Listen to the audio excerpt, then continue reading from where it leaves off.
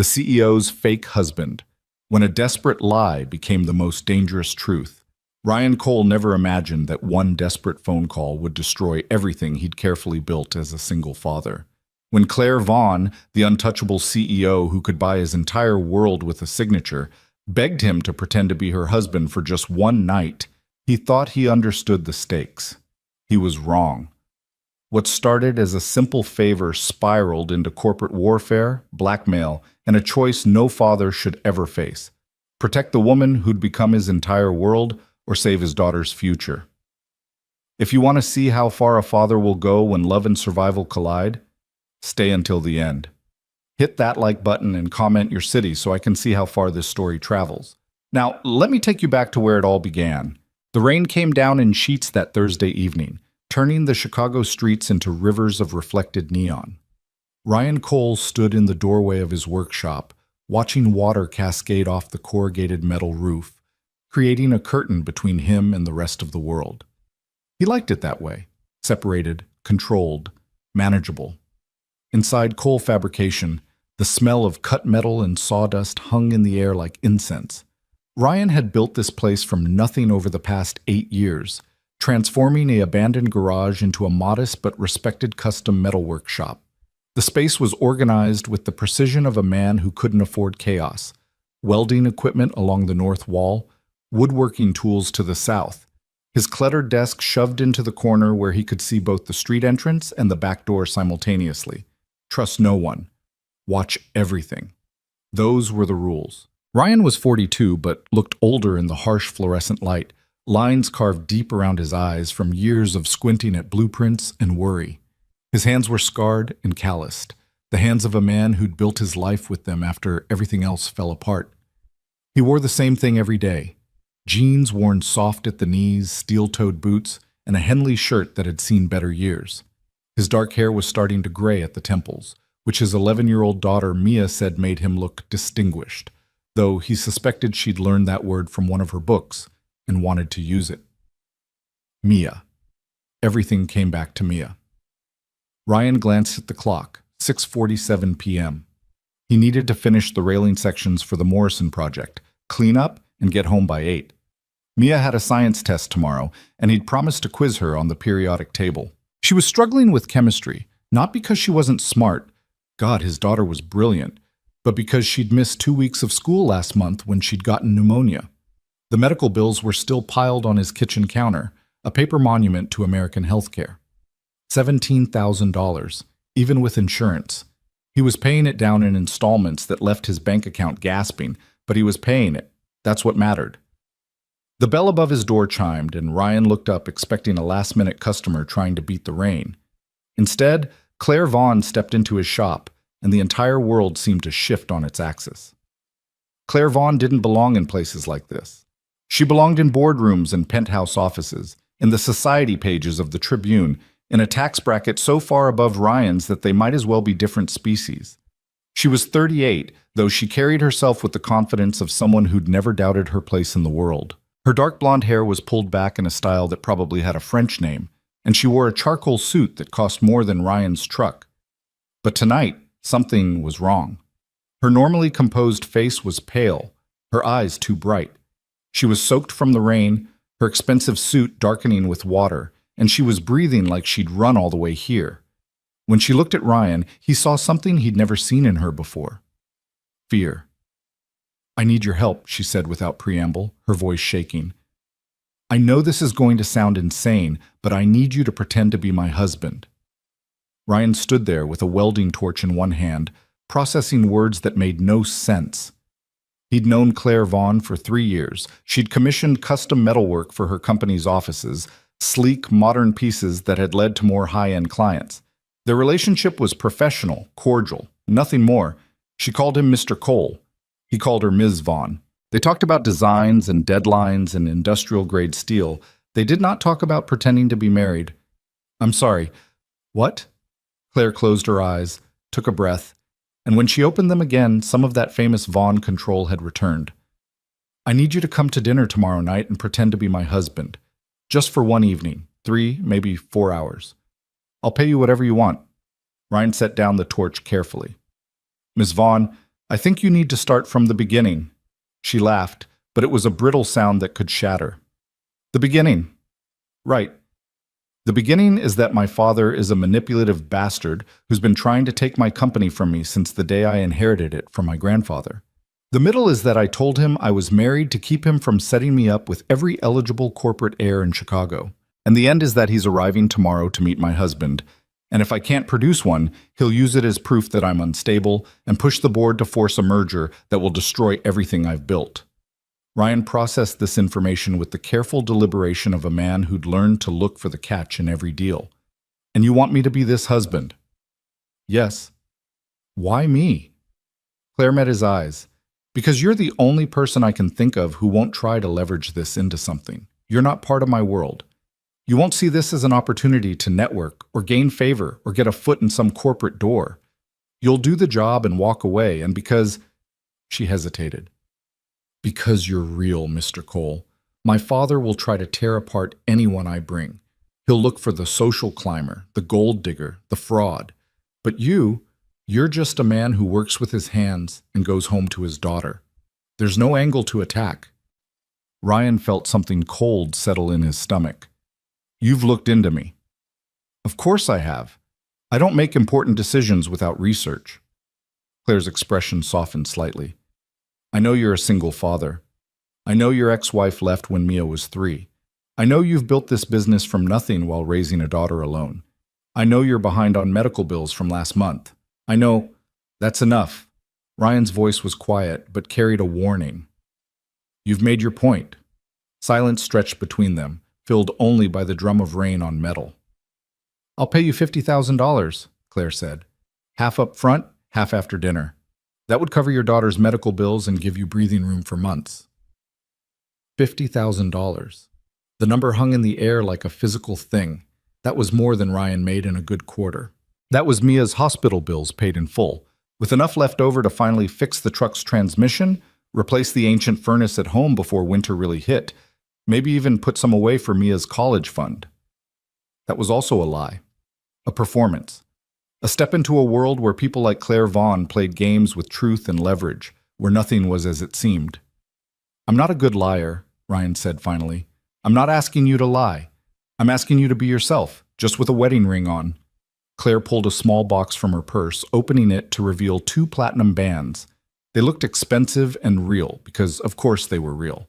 Claire Vaughn didn't do anything halfway. You come to dinner. You're polite. You answer questions honestly about your work and your life. The only lie is that we're married. Everything else is just being yourself. And your father will believe that you married someone like me?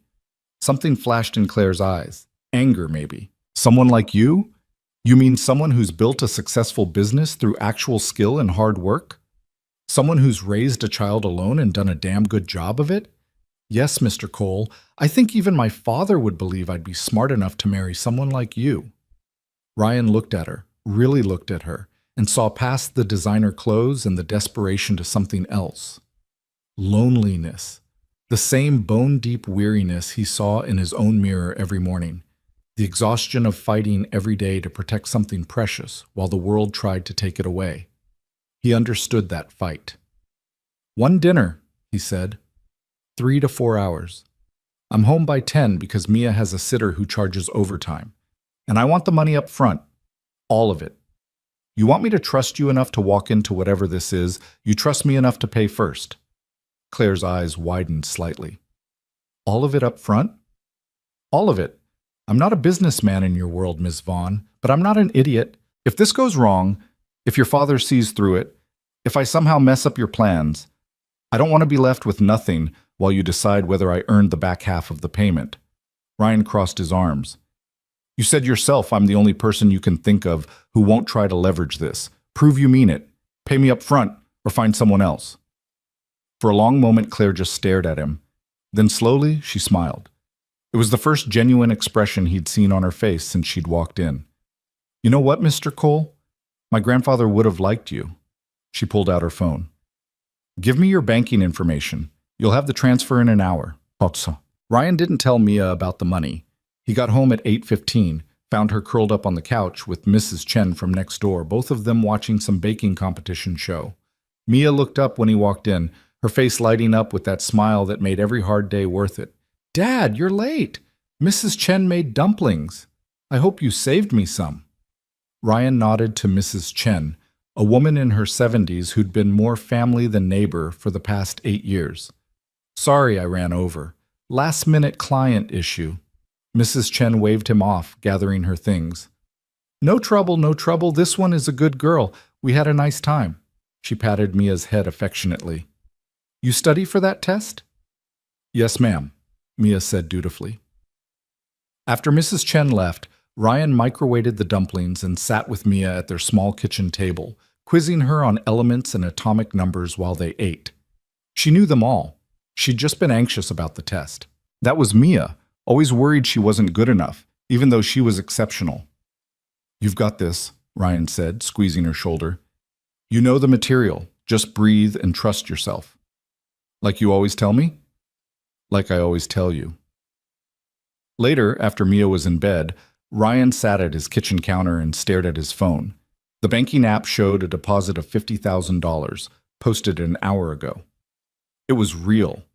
This was actually happening. He'd agreed to pretend to be married to one of the most powerful women in Chicago, to walk into a dinner with her father, a man who apparently made Claire Vaughn, who made million-dollar decisions daily, visibly afraid. What the hell had he gotten himself into? Ryan opened his laptop and did what Claire had done, research. He spent 3 hours reading about the Vaughn family empire, about Claire's grandfather, who'd built a manufacturing dynasty from nothing, about her father Richard, who'd been bitter when the old man left control of the company to his granddaughter instead of his son. He read about hostile takeover attempts, about Richard Vaughn's reputation as a corporate raider, about the ongoing battle for control of Vaughn Industries. He read gossip column speculation about Claire's personal life, articles that described her as married to her work and romantically unavailable. And he read about the merger that Richard was pushing, a deal that would absorb Vaughn Industries into a larger conglomerate, that would remove Claire from operational control and install a board that Richard would dominate. This wasn't just about a father-daughter disagreement. This was war. And somehow, Ryan Cole, who'd spent the last 8 years just trying to keep his head above water, had just enlisted in someone else's battle. The next evening, Ryan stood in front of his bathroom mirror, trying to knot a tie for the first time in years. His fingers remembered the motion, but the result looked wrong. He unknotted it and started again.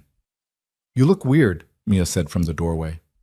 "Thanks, kiddo. Very helpful." "No, I mean weird like fancy. Where are you going?" Ryan had prepared for this question. "I have a business dinner. A client wants to discuss a big project, so I have to dress up and make a good impression." It wasn't entirely a lie, just not entirely the truth. Mia studied him with those two knowing eyes. At 11, she'd already learned to read his moods better than any adult. "Is this about money?" Ryan's hand stilled on the tie. "What makes you ask that?" "You've been stressed since I got sick. I know the hospital bills are a lot. I heard you on the phone with the insurance company." Mia's voice got quiet. "I'm sorry I got pneumonia." Ryan abandoned the tie and knelt down to eye level with his daughter. "Hey, look at me. You have nothing to apologize for. Getting sick wasn't your fault. And yes, the bills are big, but we're handling it. We always handle it, right?" "Right," Mia said, but she still looked worried. "This dinner tonight might help with that," Ryan admitted carefully. "This client might bring in some good business, but even if it doesn't, we're fine. We've got each other, and that's what matters. Okay?" Mia nodded, then reached up and fixed his tie with surprising competence. "Mrs. Chen taught me last year for the school concert. You make a triangle here, then loop it through." Ryan watched his 11-year-old daughter tie his tie perfectly and felt his heart break and mend simultaneously. "When did you get so grown up?" "I've always been this grown up. You just don't notice because you still cut the crusts off my sandwiches." "That's because the crusts are the worst part." "That's because you love me." "Yeah," Ryan said softly. "I really do." Mrs. Chen arrived at 6:30. Ryan went over the emergency numbers, the bedtime routine, the fact that Mia was allowed 1 hour of TV and then needed to read for 30 minutes before lights out. Mrs. Chen nodded patiently through information she'd heard 100 times before. At the door, Mia grabbed his hand. "Dad, is everything going to be okay?" Ryan thought about Claire Vaughn's desperate eyes, about the $50,000 in his account, about stepping into a world he didn't understand to fight a battle he couldn't predict. "Everything's going to be fine," he said, and hoped it wasn't the worst lie he'd ever told his daughter. Claire had sent a car. Of course she had sent a car. Not a taxi or an Uber, but an actual town car with a driver in a suit who held the door open and called him Sir. Ryan felt ridiculous climbing into the leather-scented interior, but the driver showed no judgment, just closed the door smoothly and pulled into traffic. The restaurant was in the Gold Coast, because of course it was. The kind of place where the menu didn't list prices and the waiters moved with choreographed precision. Ryan had looked it up earlier. Reservations booked months in advance, $18 cocktails, entrees that cost more than his weekly grocery budget. Claire was waiting in the lobby, and Ryan almost didn't recognize her. She'd always been beautiful in that untouchable corporate way. Severe suits, minimal jewelry, hair that didn't dare fall out of place. Tonight, she'd softened somehow. She wore a deep blue dress that was elegant without being flashy, her hair down in waves around her shoulders, just enough makeup to highlight rather than transform. She looked like someone who might actually be married to a fabricator from a working-class neighborhood. She looked real. "Mr. Cole," she said, and there was relief in her voice. "Thank you for coming." "We have a deal," Ryan said simply. Then, because it felt necessary, "You look nice." A small smile. "Thank you. You clean up well yourself." She handed him the wedding ring. "Shall we?" Ryan slipped the band on his left ring finger. It fit perfectly. She'd done her research thoroughly. The weight felt strange, foreign, like a promise he hadn't made. "Before we go in," Claire said quietly, "there are a few things you should know. My father is difficult. He'll try to provoke you, to find cracks. He'll ask personal questions designed to make you uncomfortable. He'll probably insult you in ways that sound like compliments. Sounds delightful. I need you to stay calm no matter what he says. Don't defend yourself. It won't work, and it'll just confirm his suspicions. Just be honest and direct. Can you do that?" Ryan thought about the hundreds of difficult clients he'd dealt with over the years, the contractors who'd tried to cheat him, the suppliers who'd thought they could bully the small-time fabricator. He'd learned early that the best response to aggression was steady, unshakable calm. "I can do that." Claire studied his face, then nodded. "Okay, let's go meet my father."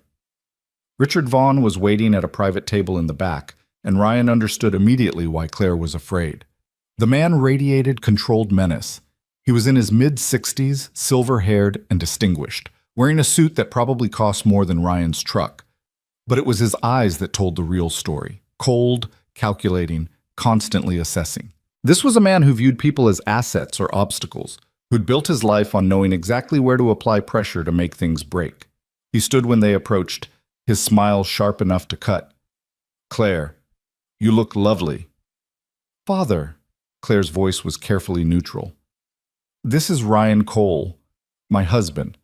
Ryan, this is my father, Richard Vaughn." Ryan extended his hand, and Richard took it with a grip designed to prove something. Ryan didn't squeeze back harder. That was what Richard expected. He just met the man's eyes and shook firmly, professionally. "Mr. Vaughn, it's good to finally meet you." "Finally?" Richard's eyebrows rose as he released Ryan's hand. "My daughter has kept you quite secret. I didn't even know she was dating anyone, let alone married. When did this happen?" "6 months ago," Claire said smoothly, taking Ryan's arm. "We kept it quiet. You know how I value my privacy." Richard gestured to the seats. "Please, sit. I'm fascinated to learn how you two met." The waiter appeared immediately, describing specials in hushed tones. Ryan ordered a bourbon, simple, unpretentious, and tried not to think about how much it probably cost. Claire ordered wine. Richard ordered scotch, something with a name Ryan didn't recognize. "So," Richard said once the waiter left. "Ryan Cole, my daughter tells me you're in fabrication?" "Yes, sir. I run a custom metalwork and woodworking shop on the south side." "How practical." The pause before practical was deliberate. "And how did you meet my daughter? I can't imagine your circles overlap much." Here it was, the first test. Ryan glanced at Claire, who nodded slightly. She needed custom metalwork for her office renovation 3 years ago, Ryan said. Architectural pieces, railings, decorative panels, that sort of thing. We worked together on the designs. And romance blossomed over, what, welding torches? Richard's smile didn't reach his eyes. Actually, over a disagreement about steel grades, Claire interjected. Ryan insisted on a more expensive material because it would last longer. I wanted to cut costs. He refused to compromise on quality. Ryan remembered that argument. She'd wanted 304 stainless steel. He'd insisted on 3 on 16 for its superior corrosion resistance in the climate-controlled office environment. She'd thought he was trying to upsell her. He'd brought in metallurgical data to prove his point. That sounds like Claire, Richard said. Always focused on the bottom line. So you impressed her with your stubbornness? I impressed her by being right, Ryan said calmly. The 316 steel looked better and lasted longer. She appreciated quality work. Something flickered in Richard's expression. Surprise, maybe. He'd expected Ryan to be defensive or boastful. Instead, he got simple facts. The drinks arrived. Richard took a sip of his scotch and changed tactics. Tell me about your family, Ryan. Any siblings? Are your parents still living? Ryan had prepared for this. Claire had warned him that Richard would dig, would look for weaknesses. I'm an only child. My mother died when I was 19. Cancer. My father passed 5 years ago. Heart attack. I'm sorry to hear that. Richard sounded almost sincere. So it's just you. And my daughter, Ryan said. Mia. She's 11. The silence that followed was sharp. Claire had gone very still beside him. Your daughter, Richard repeated slowly. From a previous marriage, I assume? Yes, sir. And where is Mia's mother? Ryan met Richard's eyes directly. I don't know. She left when Mia was 3. Haven't heard from her since. Richard leaned back, and Ryan could see the calculations running behind those cold eyes. This was ammunition, a failed marriage, a daughter from another relationship, a man who'd been abandoned. That must have been difficult, Richard said, raising a child alone while trying to run a business. It was, Ryan agreed. Still is sometimes. But we manage. Does Mia know about you and Claire? Ryan felt Claire tense. This was dangerous territory. They hadn't discussed how to handle this. She knows I'm seeing someone, Ryan said carefully. We've kept things gradual. Mia's been through enough disruption in her life. We didn't want to overwhelm her by rushing into playing house. It was a reasonable answer, the kind of thing a responsible parent would say, but Richard pounced on it. So you've been married 6 months, but your daughter doesn't know? That seems unusual, unless this marriage isn't quite what you claim it is. The accusation hung in the air. Ryan felt the trap closing. Anything he said now would sound defensive or rehearsed. Claire's hand found his under the table, squeezing gently. My daughter, Ryan said quietly, lost her mother when she was 3 years old. She woke up one morning and half her world was just gone. No explanation, no goodbye, just empty. I've spent 8 years making her feel safe again, making her believe that people don't just disappear. So no, I didn't tell her I got married and then immediately introduce her to a stepmother. I'm being careful, gradual, making sure she's ready before we disrupt her life again. He paused, holding Richard's gaze. You might think that's unusual, Mr. Vaughn. I think it's called being a good father. Silence. Richard's expression had gone unreadable. Claire's hand was still in Ryan's, her grip tight. Then Richard did something unexpected. He laughed. It was a genuine sound, surprised and almost approving. Well, he said, you certainly speak your mind. I don't see the point in doing otherwise. No, I suppose you wouldn't. Richard signaled the waiter. Shall we order?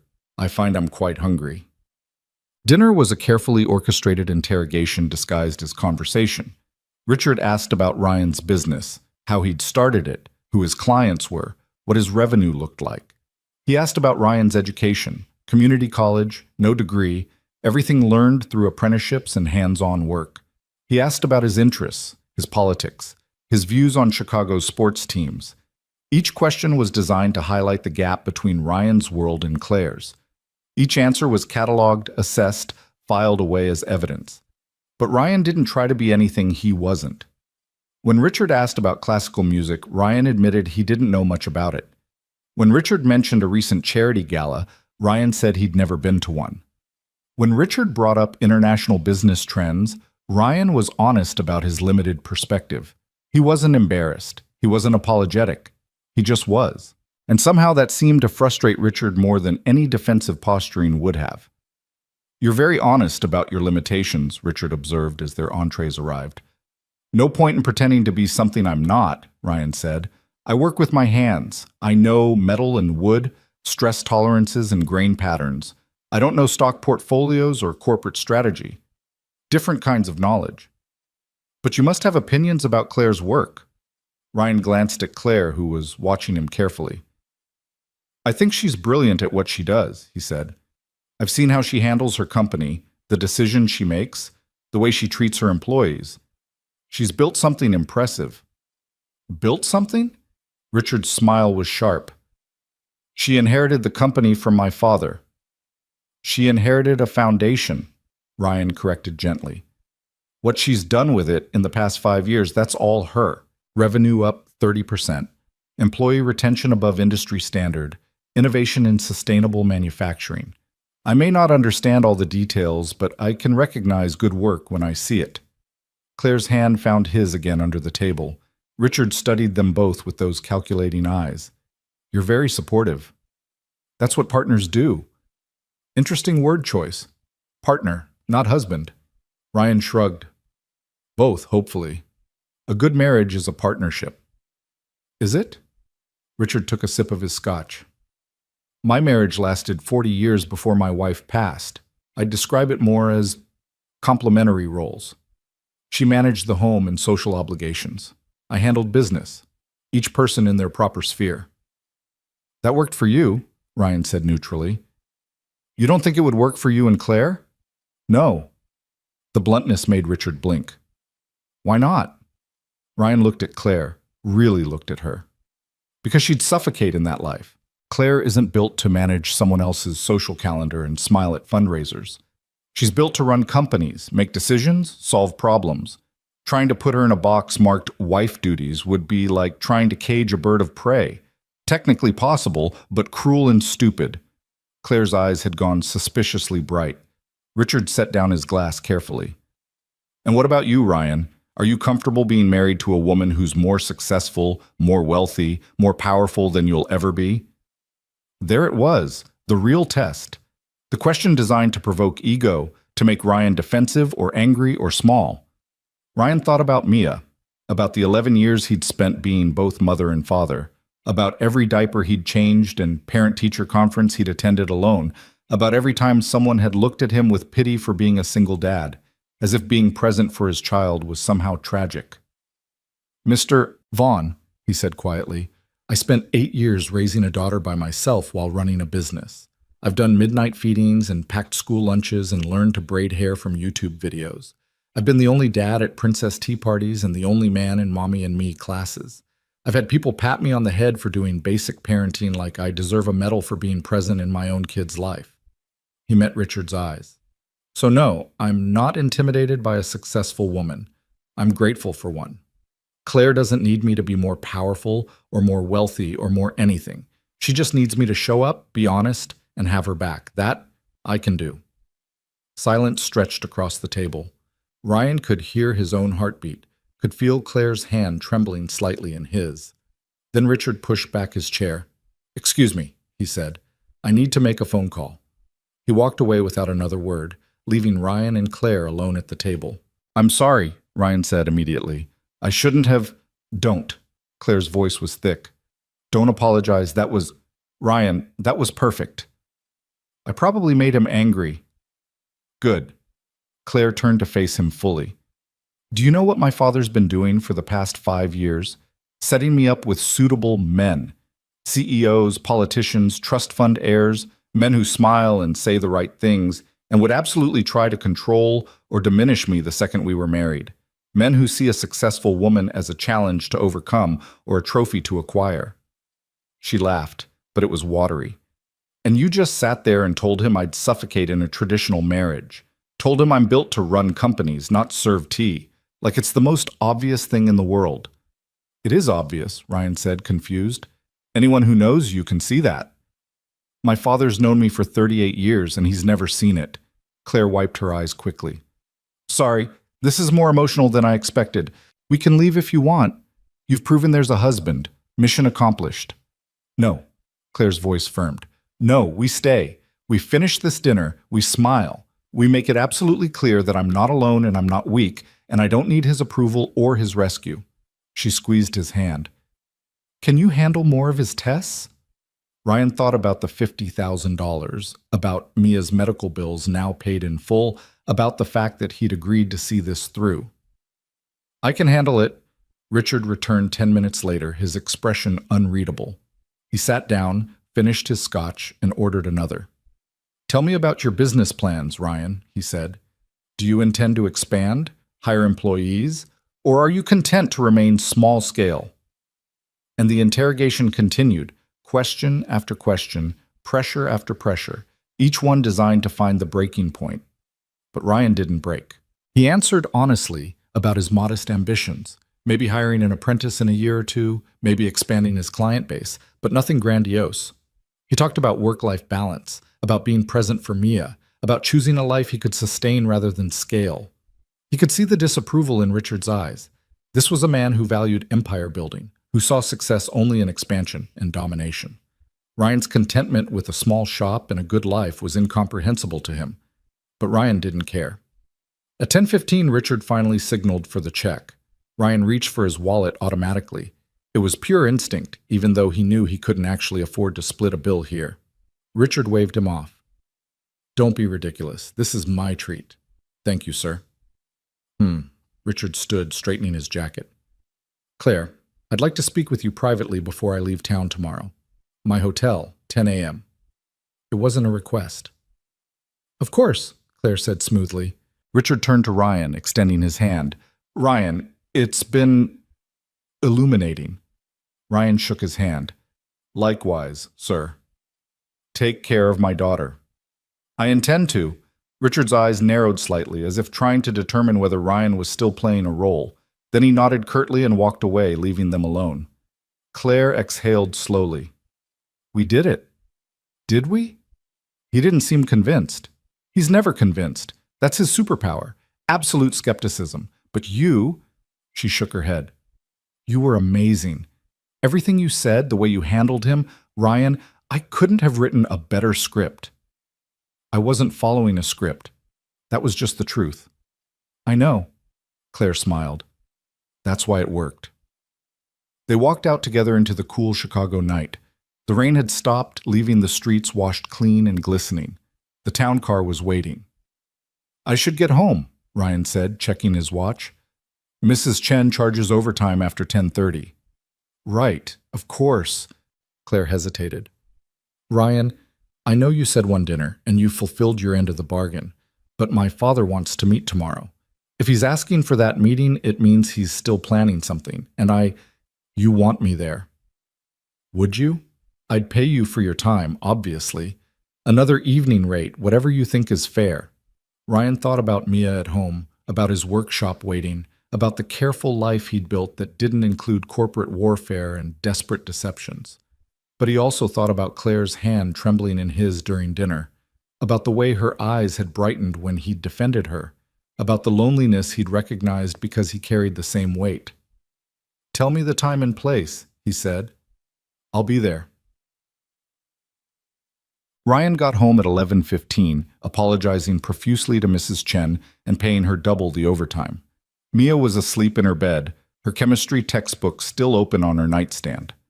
Ryan closed it gently, turned off her light, and stood there for a long moment watching her breathe. This was real. This was what mattered. Everything else, Claire's world of power plays and corporate battles, that was temporary. A job. A strange, surreal job that paid well and would be over soon. He just had to remember that. In his own room, Ryan took off the suit and tie, changed into sweatpants and an old t-shirt. The wedding ring sat on his dresser, catching the light. He picked it up, turning it in his fingers. For 4 hours tonight, he'd been married. For 4 hours, he'd had a partner. For 4 hours, he'd remembered what it felt like to have someone beside him facing down the world's difficulties. It had been nice. It had been dangerous. Ryan put the ring in his sock drawer and tried not to think about how much he'd liked wearing it. Ryan's phone buzzed at 6:30 the next morning, jarring him from uneasy dreams about platinum wedding rings and cold-eyed corporate titans. The text was from Claire, brief and direct. Meeting at 10 a.m., Palmer House, Presidential Suite. Dress code same as last night. I'm sorry to ask this of you again. He stared at the message for a long moment, then typed back. I'll be there. Mia was already awake, sitting at the kitchen table with a bowl of cereal and her chemistry textbook open again. She looked up when Ryan shuffled in, exhaustion written across his face. Did your dinner go late? She asked. Later than I planned. Ryan started the coffee maker, watching the dark liquid drip with desperate anticipation.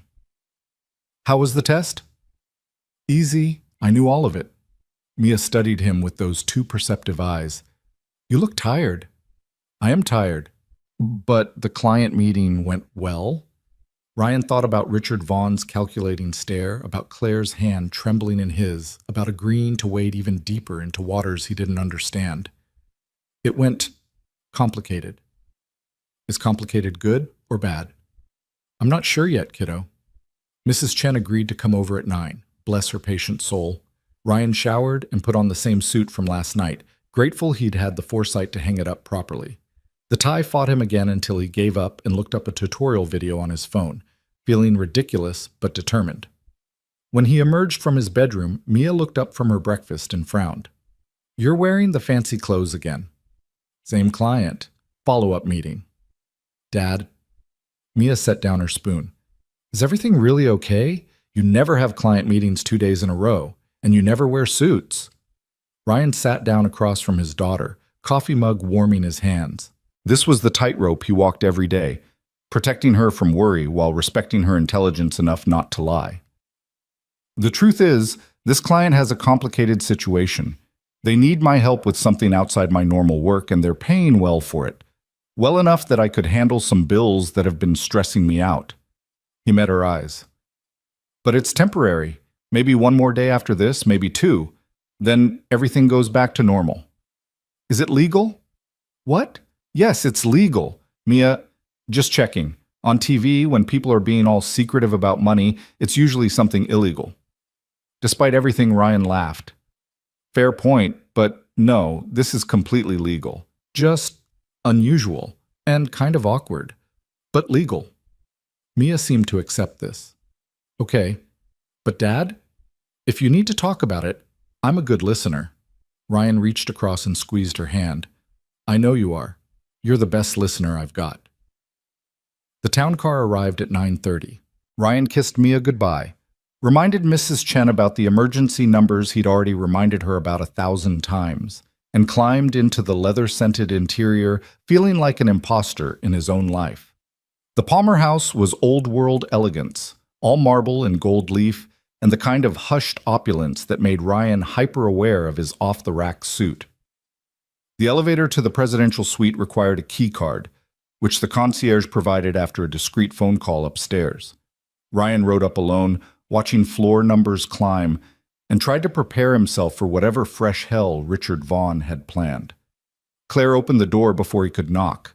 She looked exhausted, dark circles under her eyes despite professional makeup, her hair pulled back severely. She wore another suit, charcoal gray this time, like armor. Thank you for coming, she said quietly. I know this is beyond what you agreed to. What's the situation? Claire gestured him inside. The suite was enormous, decorated in cream and gold, with floor-to-ceiling windows overlooking Lake Michigan. Richard stood by those windows, his back to them, phone pressed to his ear. He was speaking in clipped tones about quarterly projections and board votes. He called me at midnight, Claire murmured, said he'd been thinking about our dinner, said he wanted to discuss my marriage more thoroughly before he returned to New York. Her voice dropped even lower. He knows something's wrong, Ryan. I can feel it. He's just trying to figure out what. So we stick to the story. It's more than that. Claire's eyes were shadowed. He's going to push, really push. He'll try to separate us, ask questions designed to catch inconsistencies. He might bring up things from my past, try to make you doubt me or the situation. She paused. I need you to know, whatever he says, whatever he implies, I never meant for this to become so complicated. This was supposed to be one dinner, but it's not anymore. No, it's not. Richard ended his call and turned to face them. His expression was unreadable, but there was something predatory in his eyes. Ryan, punctual. I appreciate that. He gestured to the seating area. Please, sit. I've ordered breakfast. I assume you haven't eaten yet. A rolling cart laden with coffee, pastries, fruit, and what looked like an entire omelet station sat near the windows. It was the kind of casual display of wealth that made Ryan's $50,000 payment feel quaint. Thank you, sir, Ryan said, accepting coffee and nothing else. His stomach was too tight for food. Richard prepared his own plate with deliberate care, each movement calculated. Claire sat beside Ryan on the sofa, maintaining careful distance, not so far as to seem estranged, not so close as to seem performative. I spent some time last night thinking about our conversation, Richard began, settling into an armchair across from them. You're an interesting man, Ryan, straightforward, honest about your limitations, not particularly ambitious. It was phrased like an observation, but Ryan heard the insult underneath. I'm ambitious about the things that matter to me, Ryan said calmly. My daughter's happiness, quality work, building something sustainable. Just not ambitious in the way you mean. And what way is that? Empire building, expansion for its own sake, wealth accumulation beyond what's needed for security and comfort. Ryan sipped his coffee. Those are fine goals if they're yours. They're just not mine. Richard's eyes narrowed. Yet you married a woman whose entire life is built around those very things. No, Ryan said. Claire's life is built around creating something excellent and protecting it. There's a difference between building an empire and being a good steward of what you've inherited. Claire's hand moved almost imperceptibly closer to his on the sofa. Interesting distinction, Richard said. Tell me, Ryan, when exactly did you fall in love with my daughter?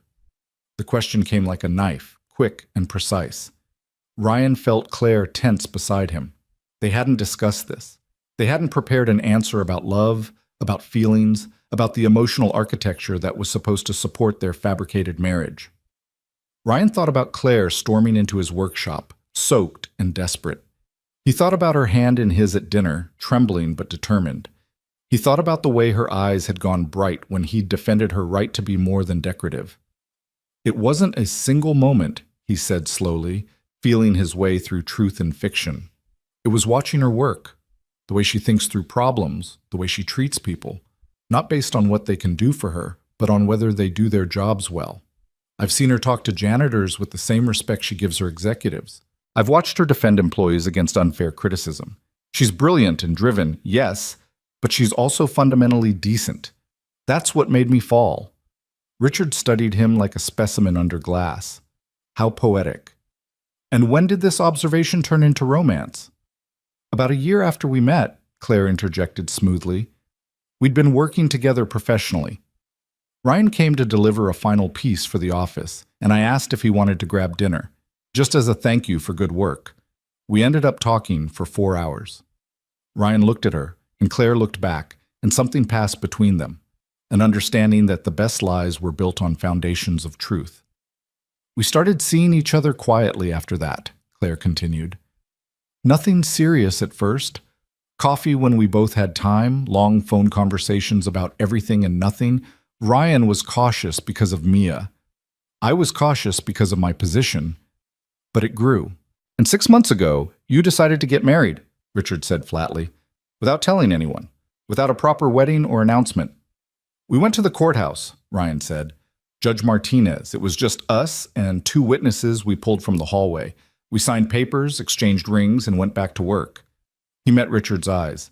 Neither of us needed the performance. We just wanted the commitment. How remarkably convenient, Richard said.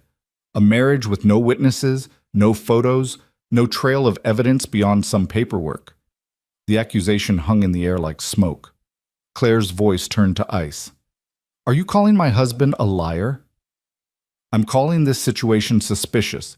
You've never mentioned Ryan before, never brought him to family events or company functions. You've kept him completely separate from every other aspect of your life. Richard leaned forward.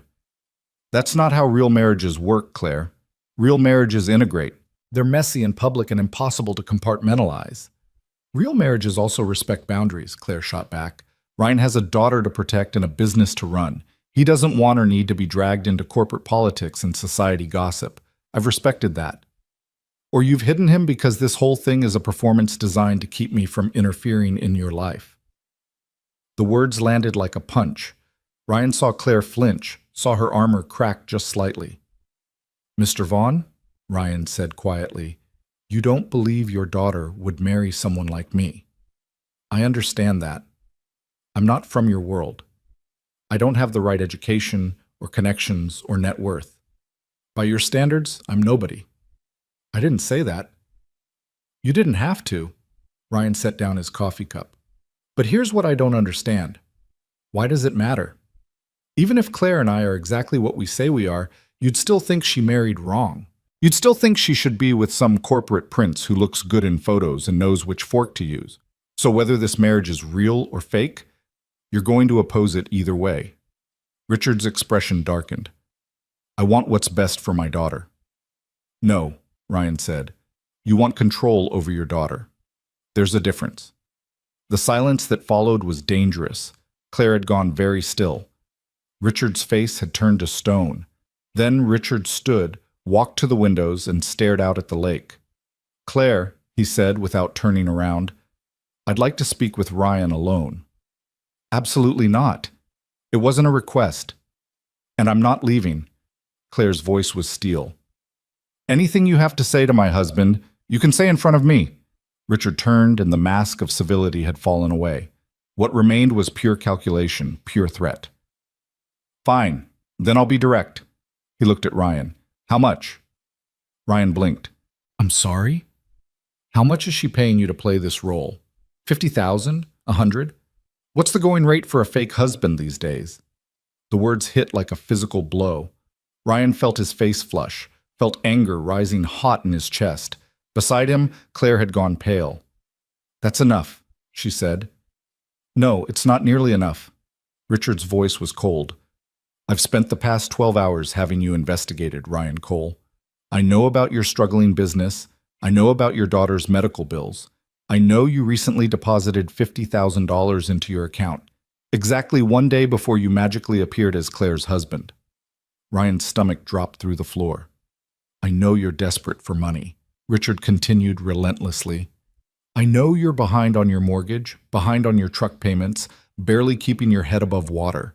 And I know my daughter is perfectly capable of hiring someone to play a role if it serves her purposes. Dad, stop. So I'll ask again, Mr. Cole. How much is she paying you? And more importantly, what will it cost me to make you disappear? The question hung in the air, ugly and transactional. Ryan sat there, feeling the world he'd carefully built collapse around him. Because Richard wasn't wrong. Ryan was desperate for money. He had been paid $50,000. He was playing a role. The only lie was calling it fake. I'm not disappearing, Ryan said quietly. Everyone has a price. Maybe. But mine isn't money. Ryan stood, facing Richard directly. You want to know the truth? Yes, Claire paid me. Yes, I needed the money desperately. Yes, this started as a transaction. But you know what I've learned in the past 24 hours? Your daughter is one of the most remarkable people I've ever met. She's brilliant and kind and stronger than anyone I know. And you, her own father, are so busy trying to control her that you can't see what's right in front of you. Ryan, you don't have to, Claire started. Yes, I do. Ryan kept his eyes on Richard. You asked when I fell in love with her. You want the honest answer? I'm not sure I have yet. This started as a job, but watching her handle your interrogation last night, watching her refuse to be small or apologetic or anything less than exactly who she is, that's when I started to understand why this matters. Not the money. Her. Richard's expression was unreadable. That's a pretty speech. It's the truth. You don't have to believe it. I don't. Richard pulled out his phone, tapped something, then turned the screen toward Ryan. It showed a bank transfer authorization for $200,000. This is my counteroffer. Take it, Walk away today, and I'll forget this conversation ever happened. Refuse, and I'll destroy you. I'll audit your business, tie you up in legal fees you can't afford, make sure every client you have knows you're a fraud. I'll make your life hell. Ryan stared at the number. $200,000. That was life-changing money. That was Mia's college fund, his mortgage paid off, breathing room for years. That was also surrender. Claire stood beside him, her face stricken. Ryan, you don't have to. I never meant for this. I know. Ryan looked at her, really looked at her, and saw past the CEO armor to the woman underneath. Scared, alone, fighting battles on every front with no one watching her back. He thought about Mia, about the values he was trying to teach her, about standing up for people who needed it, about not being bought. Mr. Vaughn, Ryan said carefully, I appreciate the offer. That's a lot of money, more than I've ever had at once. But I'm going to decline. You're making a mistake. Maybe, but it's my mistake to make. Ryan turned to Claire. I'm sorry I can't stay for the rest of this conversation. I need to get home to my daughter. He walked toward the door, heart pounding, half expecting Richard to physically stop him. But the older man just watched him go, eyes calculating. At the door, Ryan paused and looked back. For what it's worth, Mr. Vaughn, I think you're underestimating your daughter. She doesn't need your protection or your approval. She just needs you to trust her. But you're so convinced she'll fail that you can't see she's already succeeding. Then he left, walking through the opulent hallway with his head high and his hands shaking. The elevator ride down felt like falling. Ryan's phone buzzed, Claire calling, but he couldn't answer yet. He needed air, needed space, needed to think about what he'd just done. He'd turned down $200,000. He'd made an enemy of one of the most powerful men in Chicago. He'd admitted to being paid for a fake marriage while simultaneously claiming real feelings. He was either the bravest man alive or the stupidest. Ryan made it outside before his phone rang again. This time he answered. Ryan, please. Claire's voice was ragged. I'm so sorry. I never thought he'd investigate you. I never meant for you to be threatened. Claire, breathe. A shaky exhale. Where are you? Standing outside your hotel, looking like an idiot. Stay there. I'm coming down. She appeared 3 minutes later, still in her suit but looking disheveled, her carefully controlled exterior cracking. She walked right up to Ryan and stopped, breathing hard. You turned down $200,000, she said. I did. Why? Ryan thought about how to answer that. Because he'd meant what he said upstairs. Watching her refuse to be diminished had moved something in him. Because walking away would have felt like betraying something fragile and real. Because he was tired of making decisions based purely on survival. Because some things aren't for sale, he said finally. Claire's eyes were bright with unshed tears. He's going to come after you.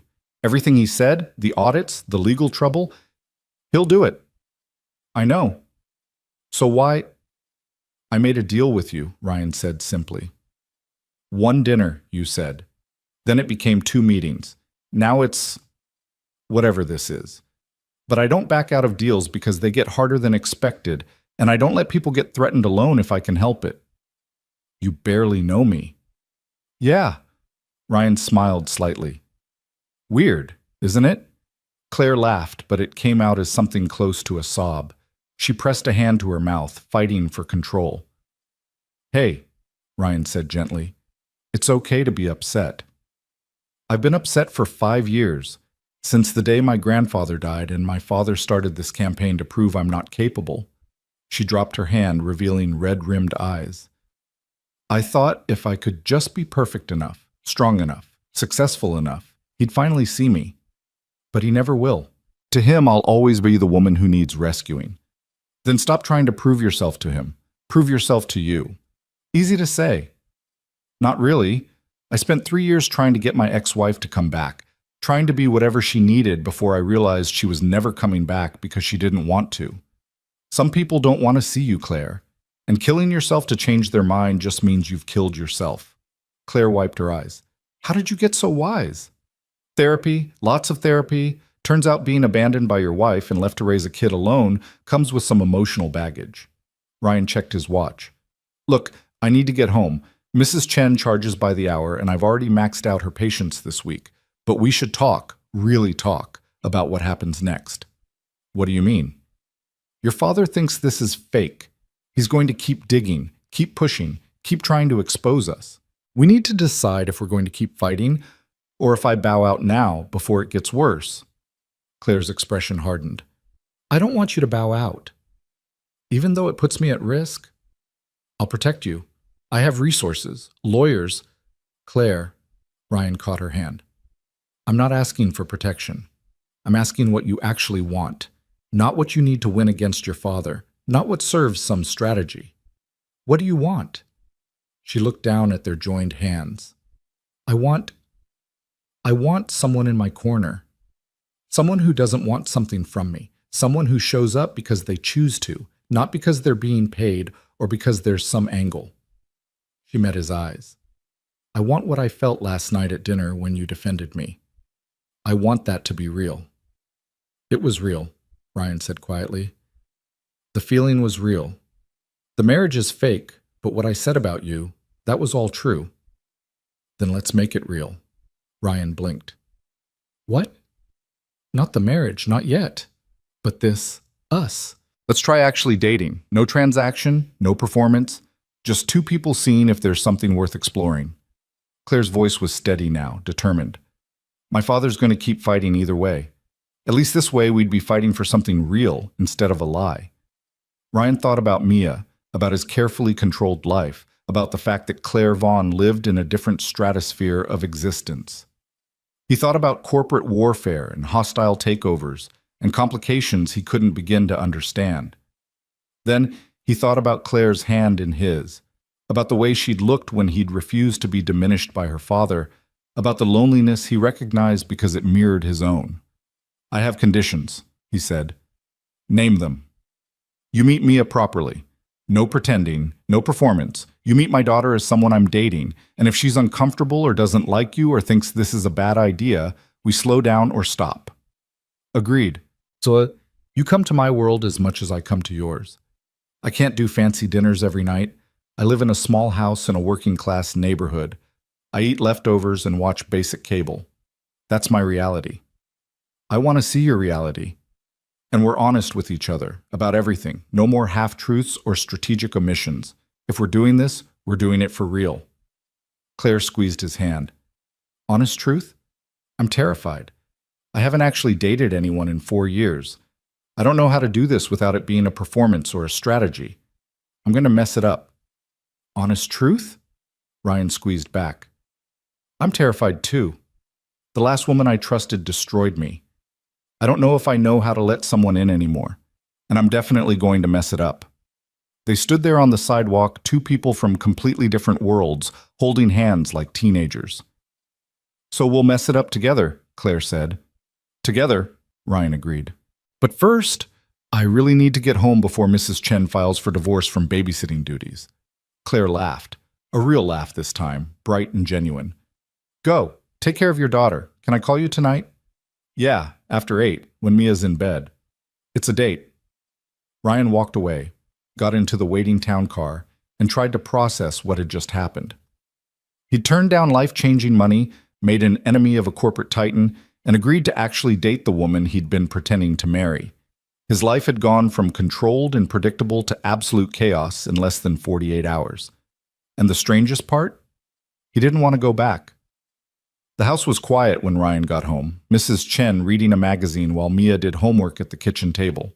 Everything looked exactly as he'd left it. Worn furniture, scuffed floors, the life he'd built from nothing. How was your meeting? Mia asked, looking up from her math worksheet. Ryan hung up his jacket, loosened his tie. Complicated, but productive. Same client? Same client. Mia studied him with those two knowing eyes. You look different. Different how? Less stressed, more, I don't know. Awake. Ryan thought about Claire's hand in his, about choosing principle over money, about agreeing to try something real and terrifying. Maybe I am, he said. Come on, let's look at that homework. Math was never my strong suit, but 2 heads are better than 1. They sat together at the table, working through problems, and Ryan felt the normalcy of it settle around him like comfort. This was his foundation, this house, this daughter, this simple life. Everything with Claire was extra, complicated and risky, and probably ill-advised. But maybe, just maybe, worth it. That night, after Mia was in bed, Ryan's phone rang at exactly 8:15. "Hi," Claire said. And her voice was softer than he'd heard it before. "Hi yourself. I've been thinking about your conditions, about meeting Mia properly and coming to your world." A pause. "I'm nervous." "Good. You should be. Mia's an excellent judge of character, and she doesn't suffer fools." "Now I'm more nervous." Ryan smiled, settling into his worn couch. "Tell me something real. Something you don't tell people in your regular life." "Like what?" "Anything. Something that's just yours." Silence for a moment. Then, "I hate classical music." Ryan laughed. "What?" "Everyone in my world is supposed to love opera and symphonies, and I just don't. I find it boring. I'd rather listen to classic rock or old country music, but I go to the opera 6 times a year because it's expected, and I smile and pretend to appreciate it. That's terrible." "I know. What about you? What's something real?" Ryan thought. "I'm a terrible cook. Everything I make for Mia is from a recipe I follow religiously, because if I improvise, it's a disaster. She thinks I'm this great dad who makes homemade meals, but really, I'm just good at following instructions." "I think following instructions to feed your daughter homemade meals instead of defaulting to takeout still makes you a great dad." "Maybe." They talked for 2 hours.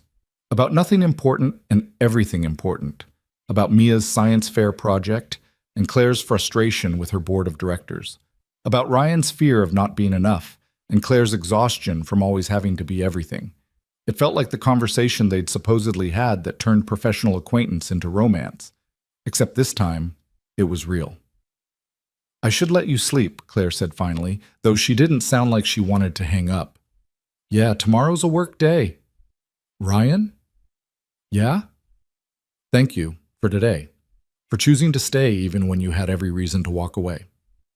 "Thank you for giving me a reason to stay."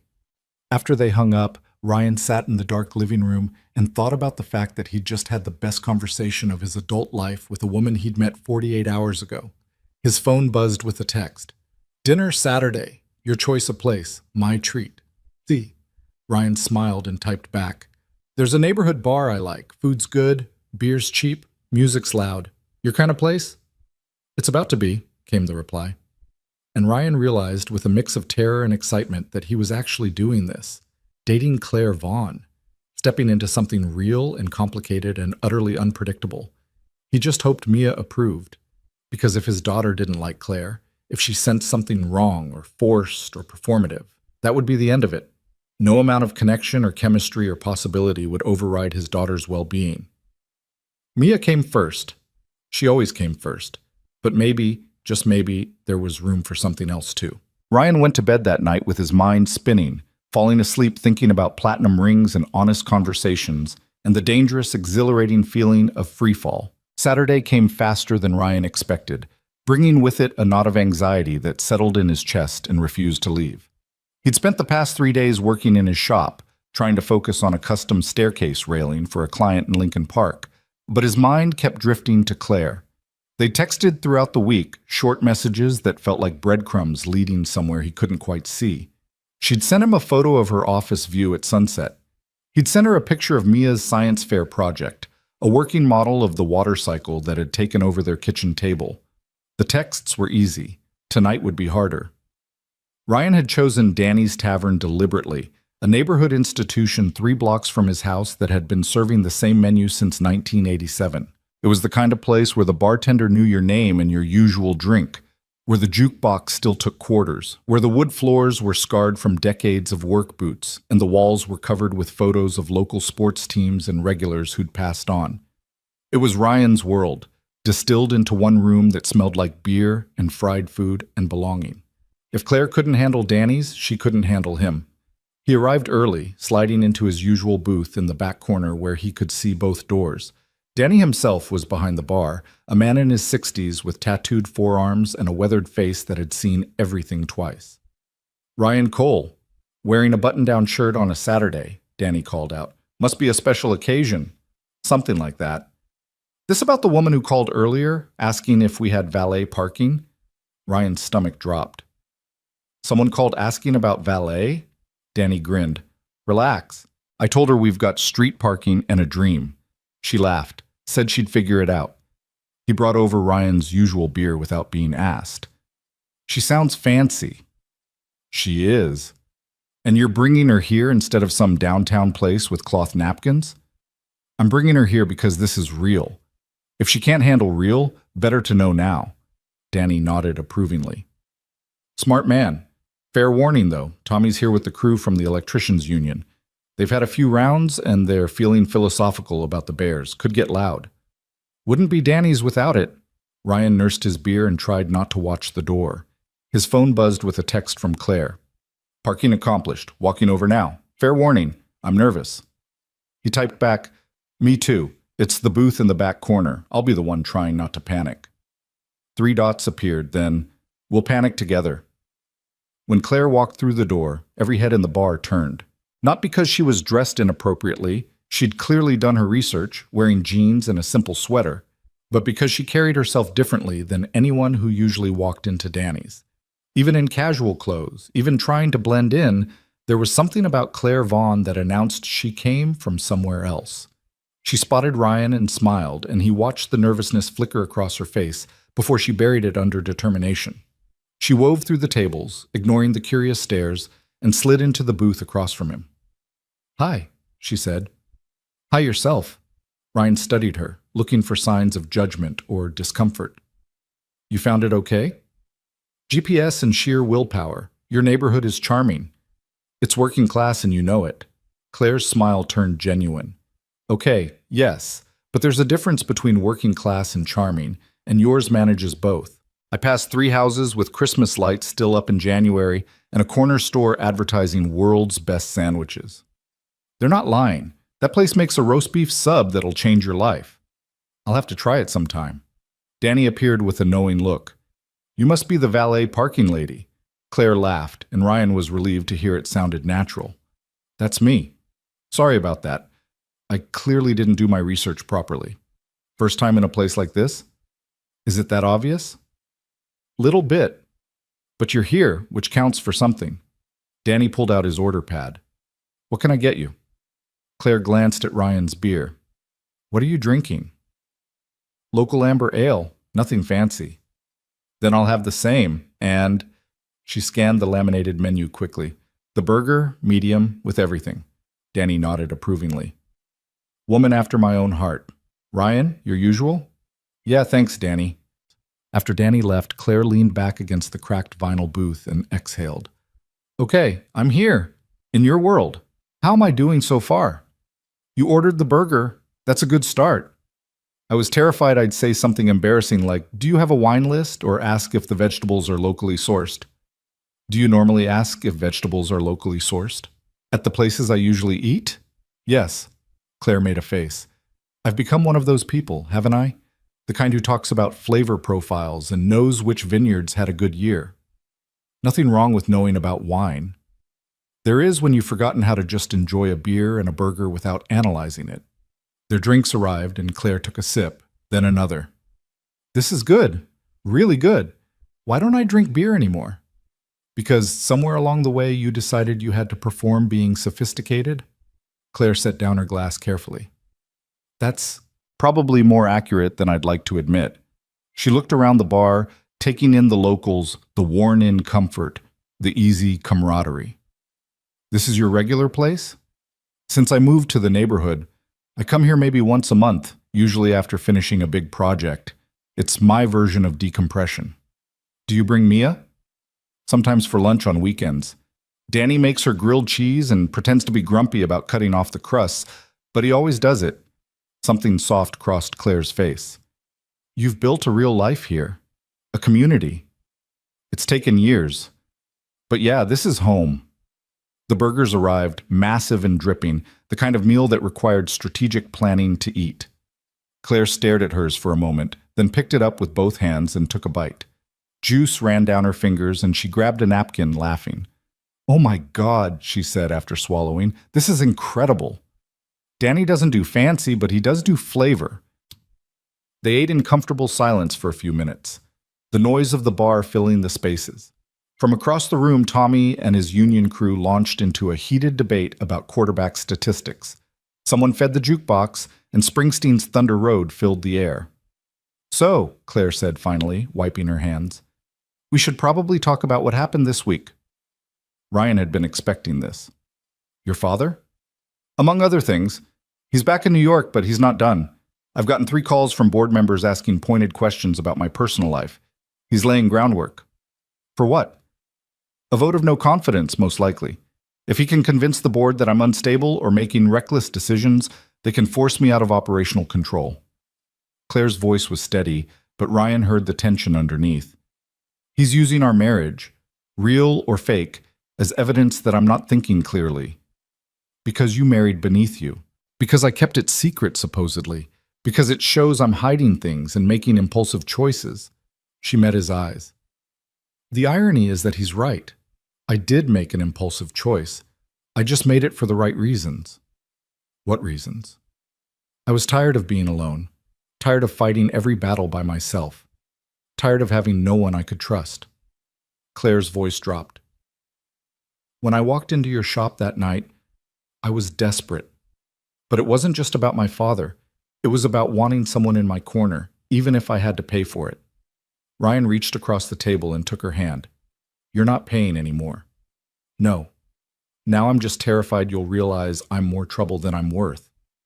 "Claire, I'm serious, Ryan. My father is going to come after you. He's already started.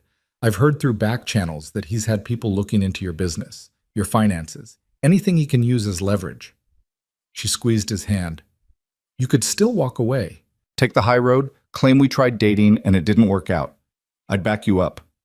I'd make sure you were protected." Ryan thought about the past week, about the late-night phone calls where they'd talked until his phone battery died, about the way Claire's voice had sounded when she'd told him about her grandfather teaching her about metalwork in his factory when she was young. He thought about how she'd asked thoughtful questions about Mia, about single parenting, about the terror and joy of raising a child alone. "I'm not walking away," he said. "Even though this is going to get worse before it gets better? Even though..." "Why?" Ryan considered this. "Because I've spent 8 years playing it safe, building a small life, taking no risks, keeping everything controlled and predictable. And it's been good. I've given Mia stability, built a business, survived. But surviving isn't the same as living. And this feels like living." Claire's eyes had gone bright.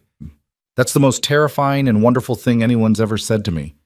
"Yeah, well, I'm new at this honesty thing. Give me time to screw it up." She laughed, but it was watery. "We're a disaster, aren't we? 2 people who have no idea what they're doing, stumbling into something that could destroy both our lives." "Probably, but at least we're honest about it." Danny appeared to clear their plates, took one look at their joined hands and Claire's suspiciously bright eyes, and tactfully retreated without comment. "I need to tell you something else," Claire said quietly. "About my father's threats. He's not just going after you professionally. He's threatening to expose the original arrangement, the fact that I paid you to pretend to be my husband. If that becomes public, it'll ruin both of us. Me for being manipulative and dishonest, you for being a fraud." Ryan felt ice settle in his stomach. "Can he prove it?" "The bank transfer is in my records. The timing is suspicious. If he spins it right to the media..." Claire's voice trailed off. "Corporate CEO pays struggling businessman to pose as husband. It's a headline that writes itself. So what do we do?" "We have 2 options. 1, we end this now, publicly and cleanly. I announce we tried dating but decided we're better as friends.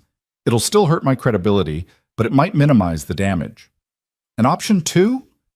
Claire met his eyes. "We go all in. We stop calling this fake. We date for real, publicly. We integrate our lives the way real couples do. We give my father nothing to use against us because we're not hiding anything." "You want to actually date me? Publicly? With cameras and media and all the attention that comes with being with you?" I want to try, if you're willing.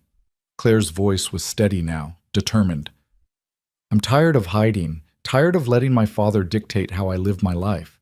If we're going to do this, let's do it honestly. No more pretending, no more performance. Just two people trying to figure out if there's something real here.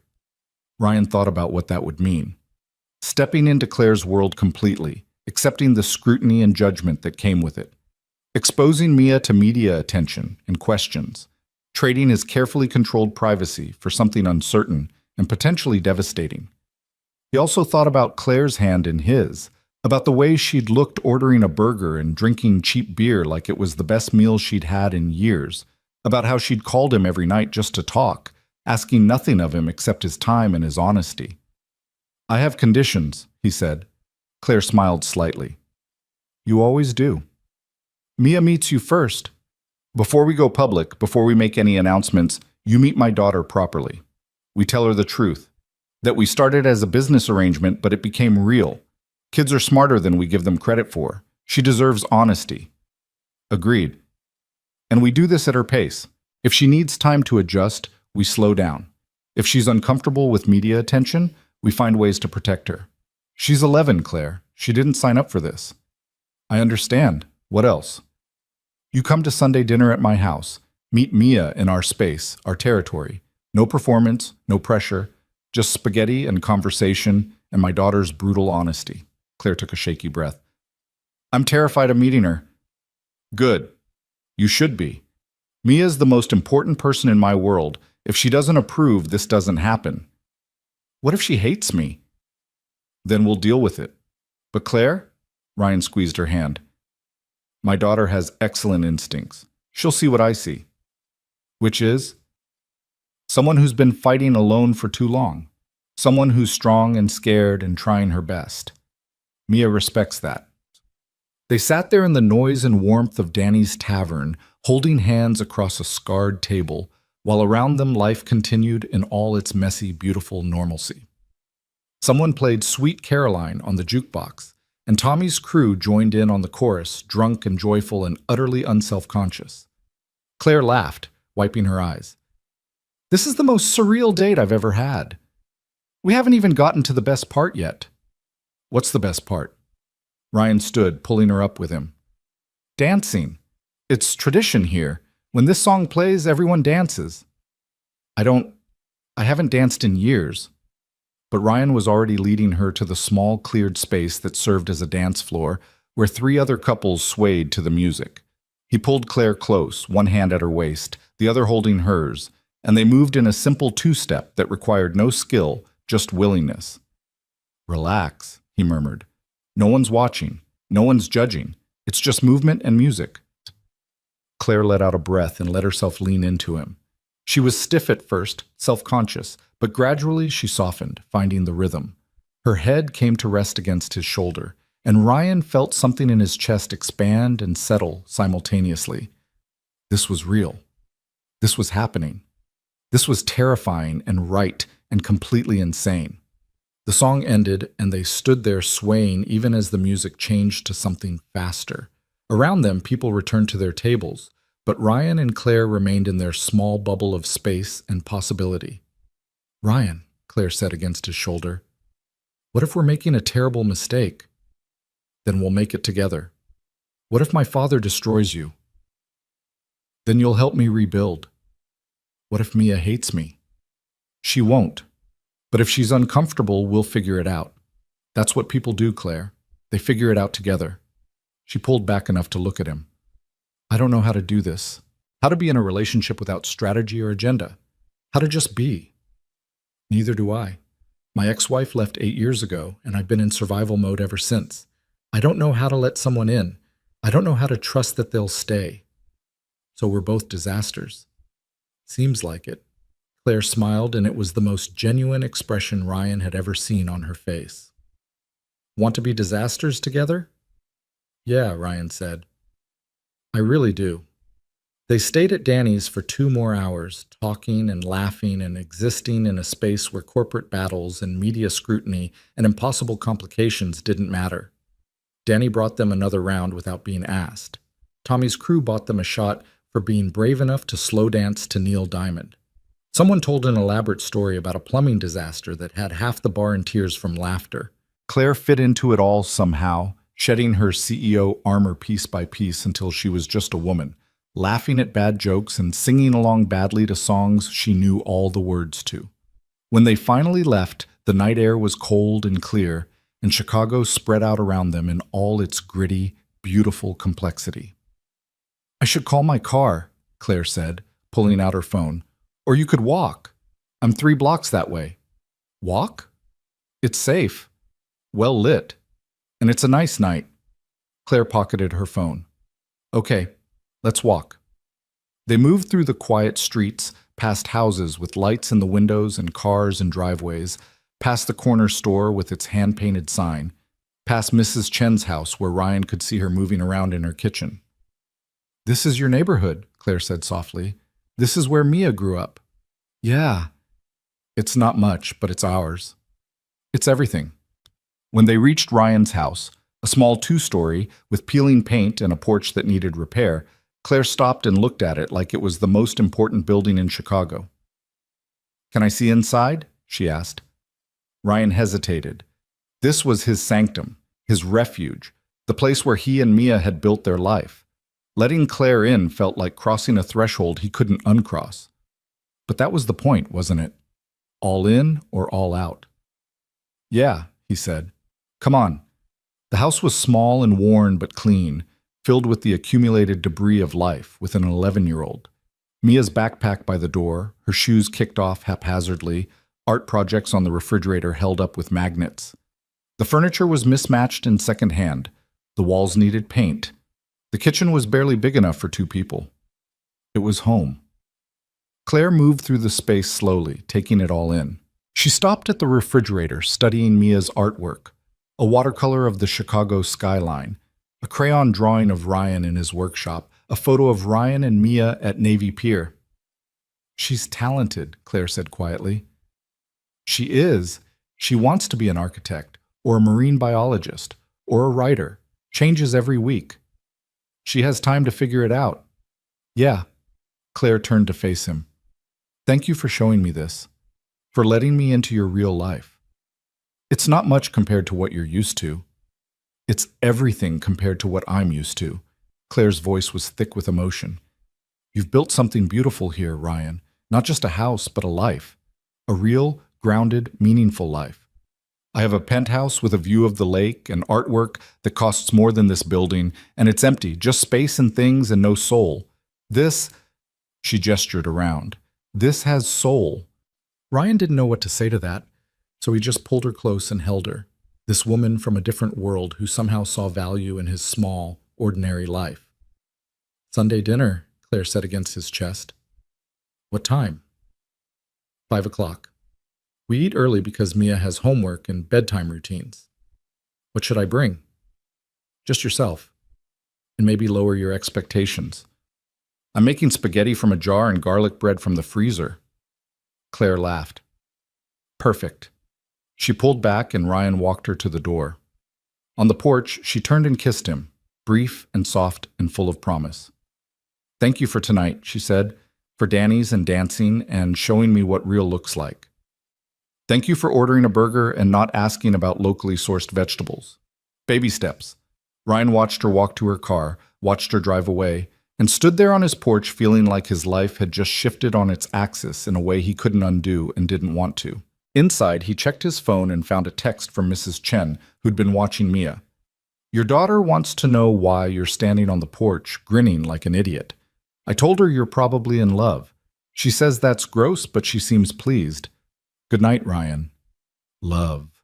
The word sat in his chest like a stone, heavy and undeniable. He wasn't there yet. Not quite. But he could see the path, could feel himself moving towards something that terrified and exhilarated him in equal measure. Ryan went inside, paid Mrs. Chen, and found Mia sitting at the kitchen table pretending to read, but clearly waiting for him. "How was your meeting?" she asked, too casual. "It wasn't a meeting." "Then what was it?" Ryan sat down across from his daughter, looking at her 2 knowing eyes and her patient expression, and decided that honesty was the only option. It was a date. Mia's eyes widened. A date? You went on a date? I did. With who? Her name is Claire. She's a client who became a friend who became something more. Mia processed this, her face cycling through surprise, curiosity, and something Ryan couldn't quite read. Are you going to see her again? I'd like to, but I need to know how you feel about it first. How I feel about you dating? Yeah. Mia was quiet for a long moment, and Ryan let her think, let her process. This was too important to rush. Is she nice? Mia asked finally. Very nice. Smart, funny, kind. Does she know about me? She knows everything about you, and she wants to meet you, if you're okay with that. When? Sunday dinner. I was thinking of inviting her over for spaghetti. Ryan studied his daughter's face. But only if you're comfortable with it. If you're not ready, we can wait. Mia looked down at her hands. Is this why you've been wearing suits and going to fancy dinners? Yeah, it's complicated, kiddo, but I promise to explain everything when you're ready to hear it. And if I meet her and I don't like her, then we slow down. You're the most important person in my life, Mia. Nothing changes that. Mia looked up, and Ryan saw his ex-wife in her eyes. The same shape, the same color.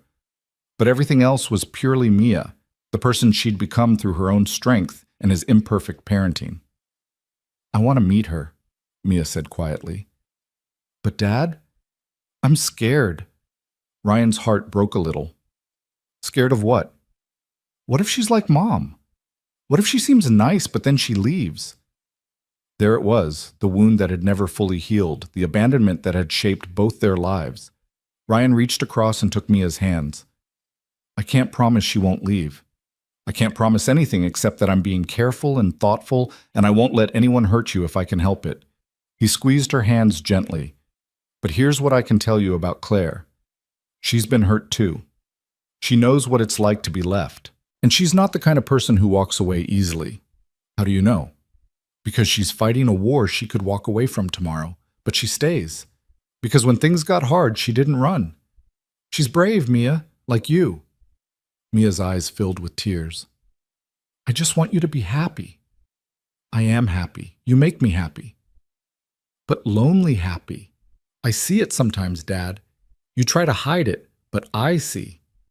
Ryan felt his own eyes burn. When had his daughter become so perceptive, so aware of his hidden struggles? You're right, he admitted. I have been lonely, but that's not your job to fix, kiddo. That's mine. And maybe Claire's? Maybe. If things work out. Mia wiped her eyes. Okay, she can come to Sunday dinner, but I have conditions. Ryan smiled despite the emotion clogging his throat. You sound like me. I learned from the best. Mia's voice firmed. She has to like spaghetti, even though yours is just jar sauce. She can't be mean to Mrs. Chen. And she has to answer my questions honestly, even if they're embarrassing. Deal. Anything else? Yeah. You have to promise that if I really don't like her, you'll listen. Not just dismiss my feelings because you like her. I promise. Mia, I will always listen to you.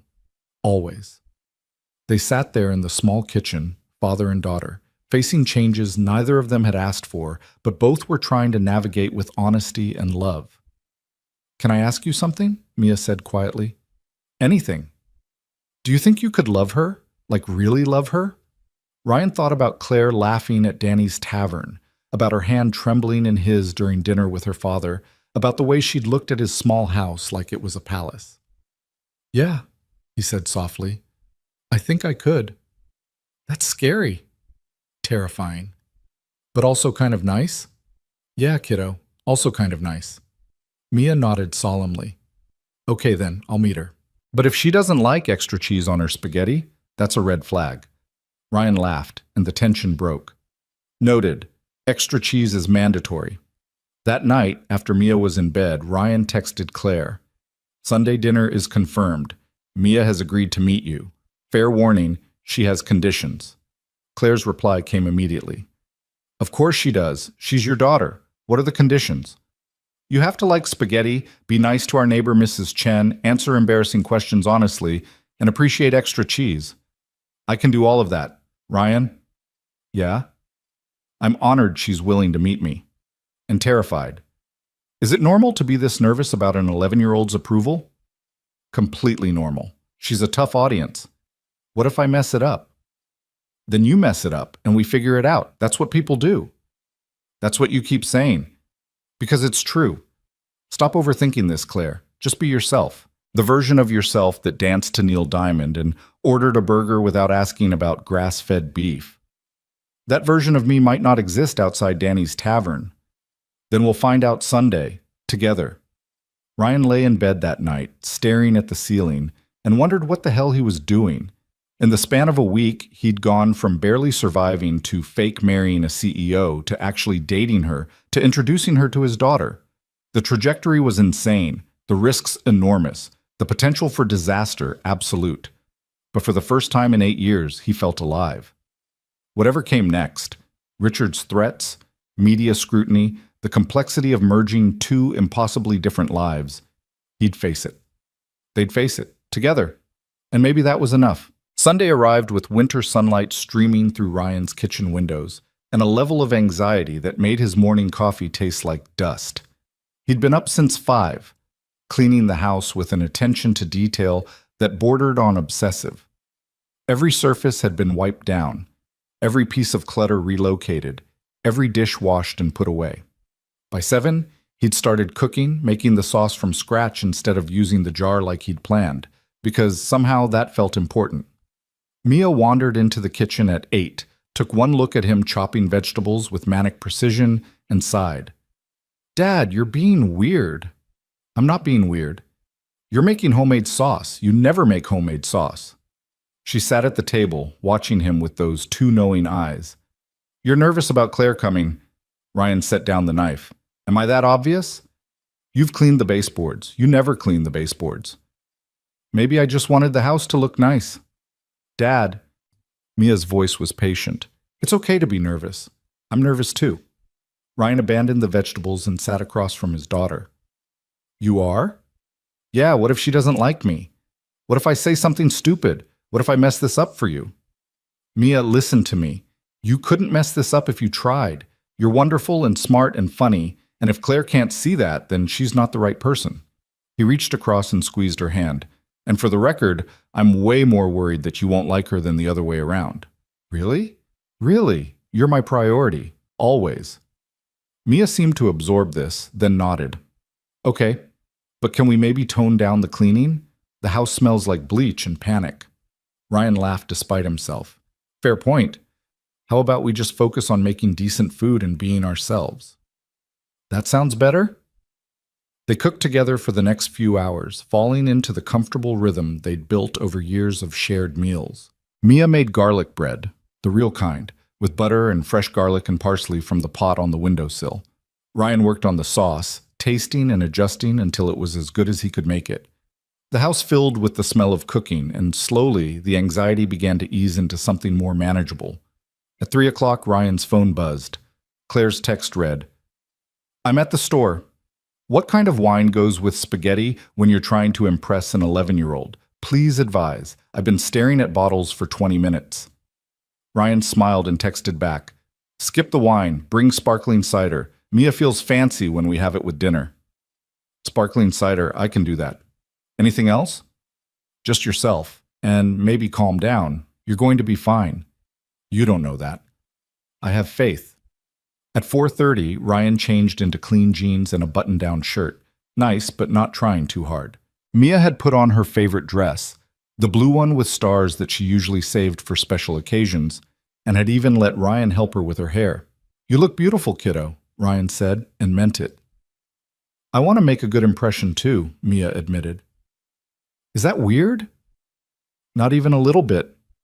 Mrs. Chen knocked on the door at 4:45, arriving without being invited, but somehow knowing she was needed. "I brought dumplings," she announced, carrying a container into the kitchen. "For later. You'll want leftovers after the nervous cooking you've been doing." She studied Ryan with sharp eyes. "The fancy lady is coming?" "Her name is Claire, and yes." "Good. It's time you had someone."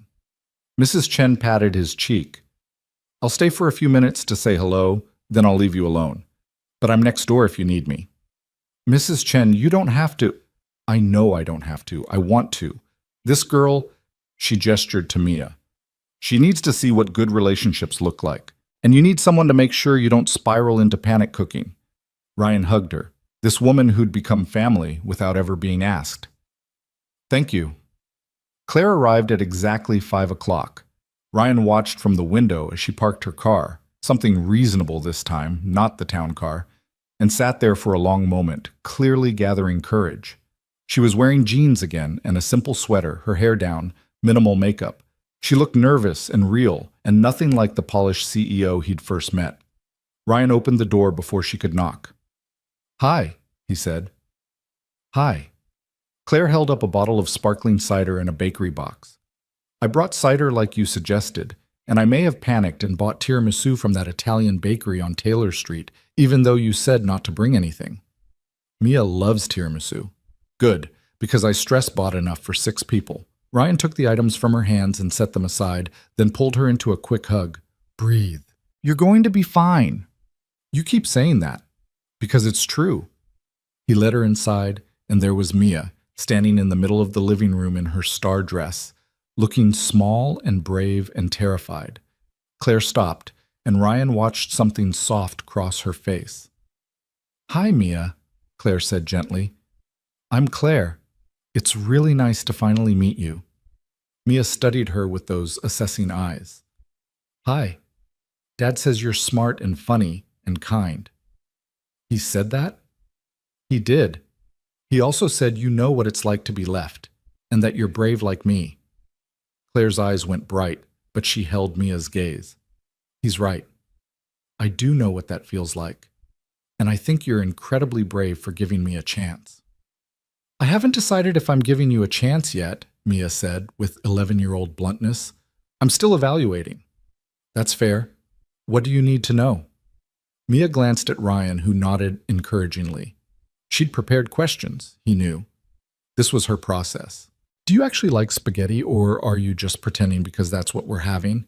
Claire smiled. I actually love spaghetti. It's comfort food. My grandfather used to make it for me when I was your age, before he got too busy running his company. I haven't had homemade sauce in years. Dad made it from scratch today. He never does that. Then I'm honored.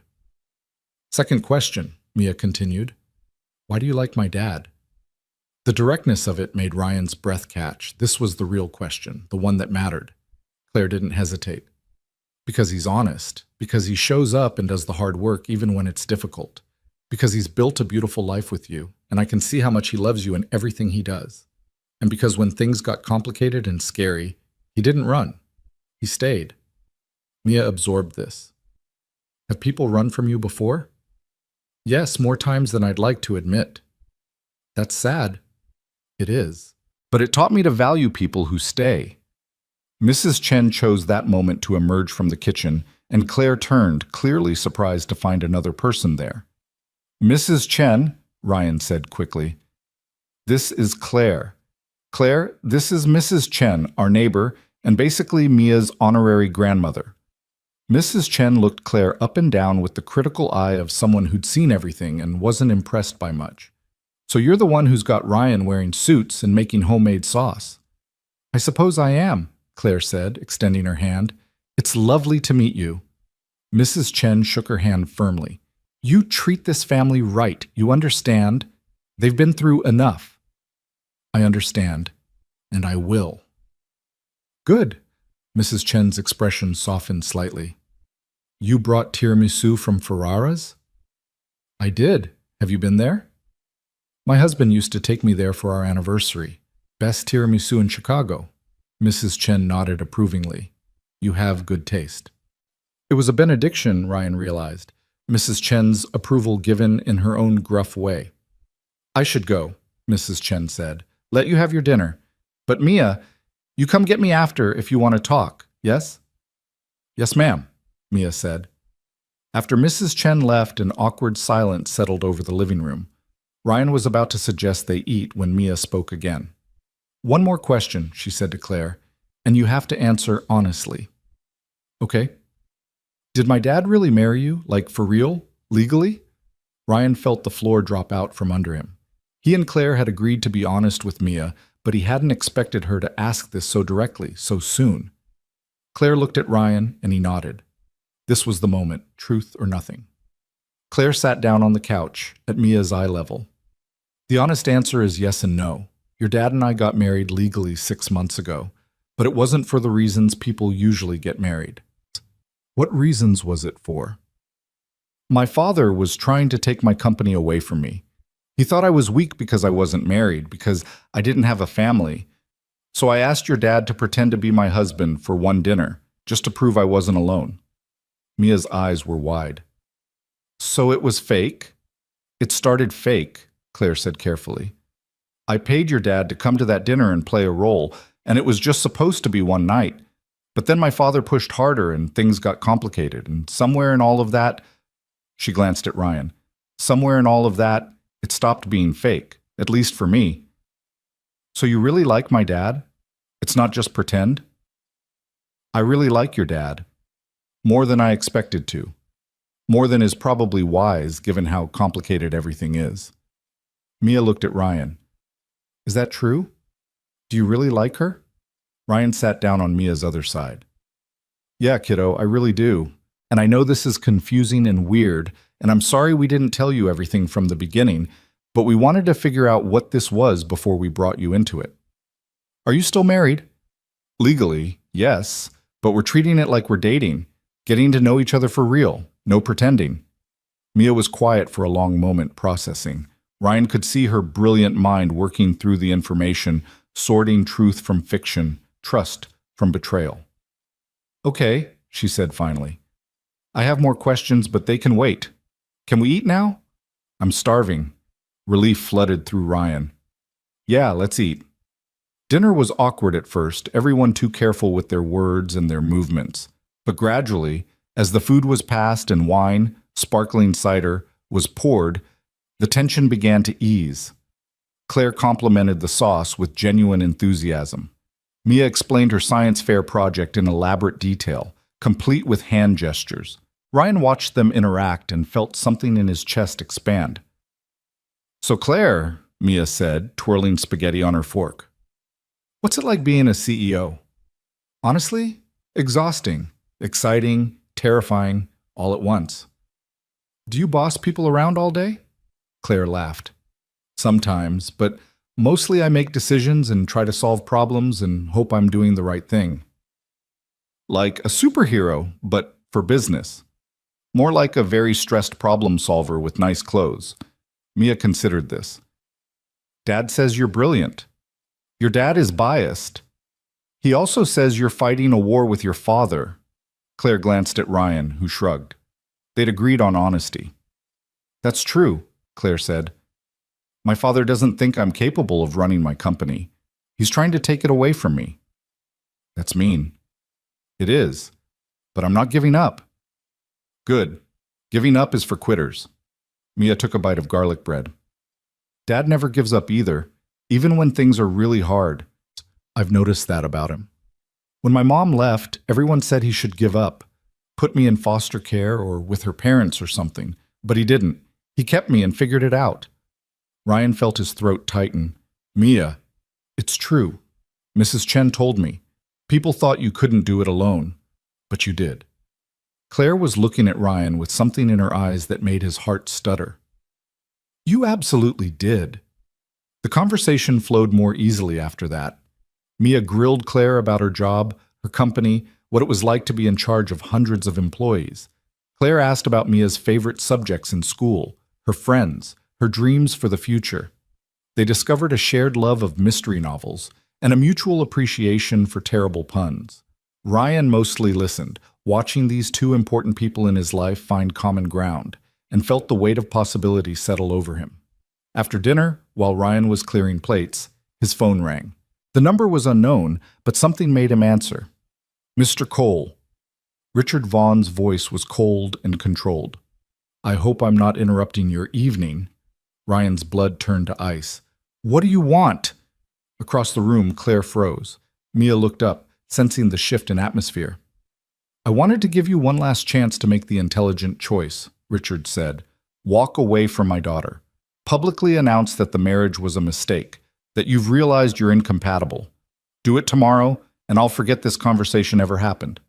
And if I don't?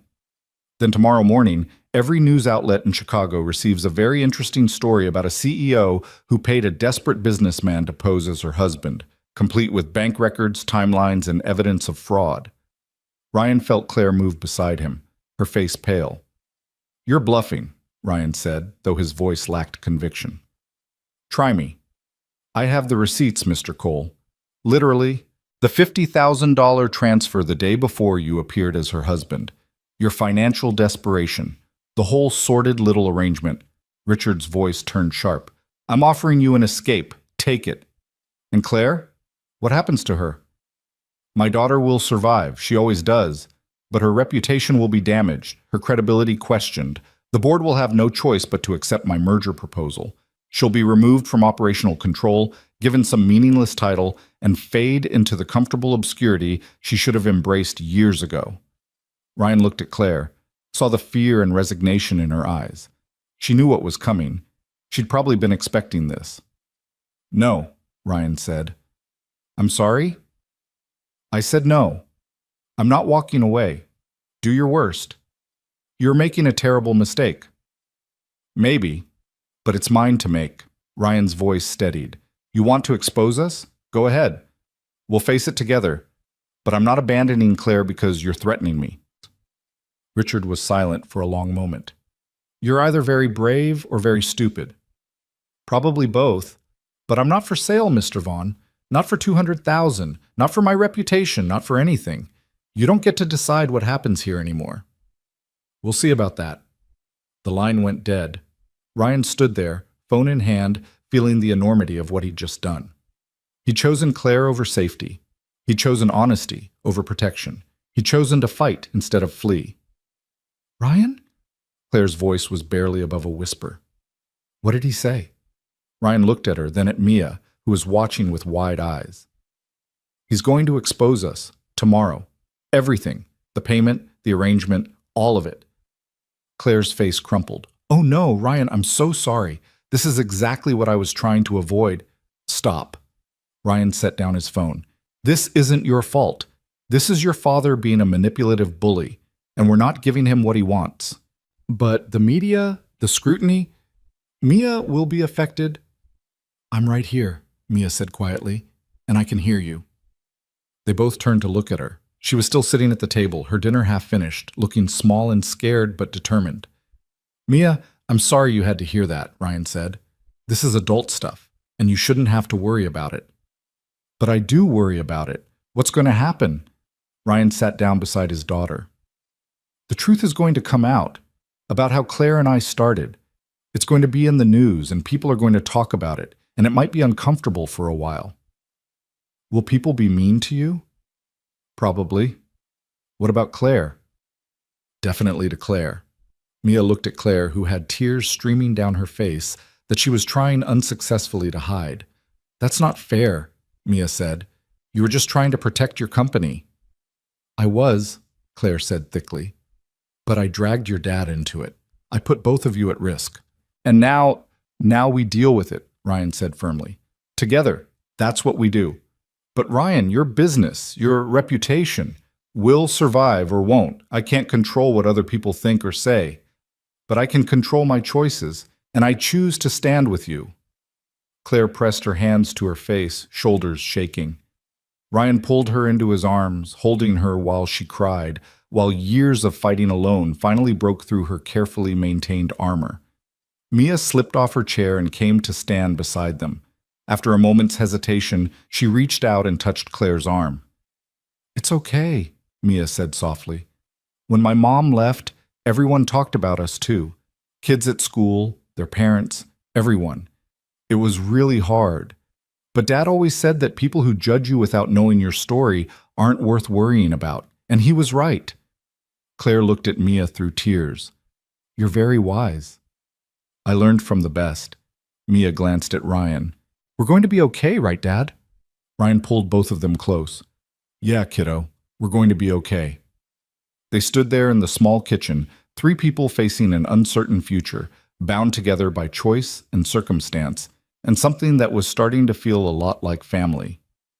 Eventually, Claire pulled herself together, wiping her eyes. I should go. I need to call my lawyers, prepare a statement, figure out damage control. Or, Ryan said, you could stay.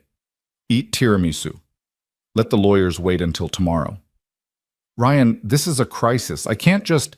Yes, you can. The news breaks tomorrow whether you panic tonight or not. So you can spend tonight freaking out alone in your penthouse, or you can stay here with us. He squeezed her hand. Your choice. Claire looked around the small house, at the worn furniture and scuffed floors, at Mia watching her with cautious hope, at Ryan holding her like she was worth fighting for. Okay, she said quietly. I'll stay. They ate tiramisu in the living room, sitting on the floor, because Mia insisted it was more fun that way. Claire told stories about disastrous board meetings and corporate politics gone wrong. Mia described her best friend's dramatic breakup with her boyfriend of 2 weeks. Ryan just listened, watching these two people find their rhythm, and felt something settle in his chest. At 8, Mia declared she needed to do homework and disappeared upstairs, leaving Ryan and Claire alone. She's amazing, Claire said softly. You've raised an incredible kid. She pretty much raised herself. I just tried not to screw her up too badly. You did more than that. Claire leaned against him. Ryan, about tomorrow. We face it together. You keep saying that. Because I mean it. Ryan tilted her face up to look at him. I know you're used to fighting alone, but you don't have to anymore. Let me stand with you. Even though it might destroy you. Even though... Why? Ryan thought about how to answer that. Because he was tired of playing it safe. Because Claire had woken something in him that had been dormant for years. Because watching her be brave made him want to be brave too. Because you're worth fighting for, he said simply. Claire kissed him then, desperate and grateful and scared. Ryan kissed her back, pouring every promise he couldn't yet put into words into that kiss. When they finally broke apart, Claire rested her forehead against his. I think I'm falling in love with you, she whispered. And it's terrifying. Ryan's heart stopped, then started again, beating a rhythm that felt like her name. Yeah, he said roughly. Me too. They sat there in the quiet house, holding each other while the world outside prepared to judge them, while Richard Vaughn prepared his attack, while tomorrow loomed with all its uncertainty and threat. But for tonight, they were together. For tonight, they were enough. At 9, Ryan walked Claire to her car. The night was cold and clear, stars visible despite the city lights. Thank you for staying, he said, for giving Mia a chance, for being honest with her. Thank you for letting me in, for trusting me with her. Claire touched his face gently. No matter what happens tomorrow, tonight was worth it. Tomorrow we fight. Tomorrow we fight, Claire agreed. Together. Ryan watched her drive away, then went inside to find Mia sitting on the stairs, clearly waiting for him. So, she said, Claire's nice. Yeah? Yeah, I mean, she's kind of fancy and she uses big words sometimes, but she's nice, and she really likes you. I really like her too. Mia was quiet for a moment.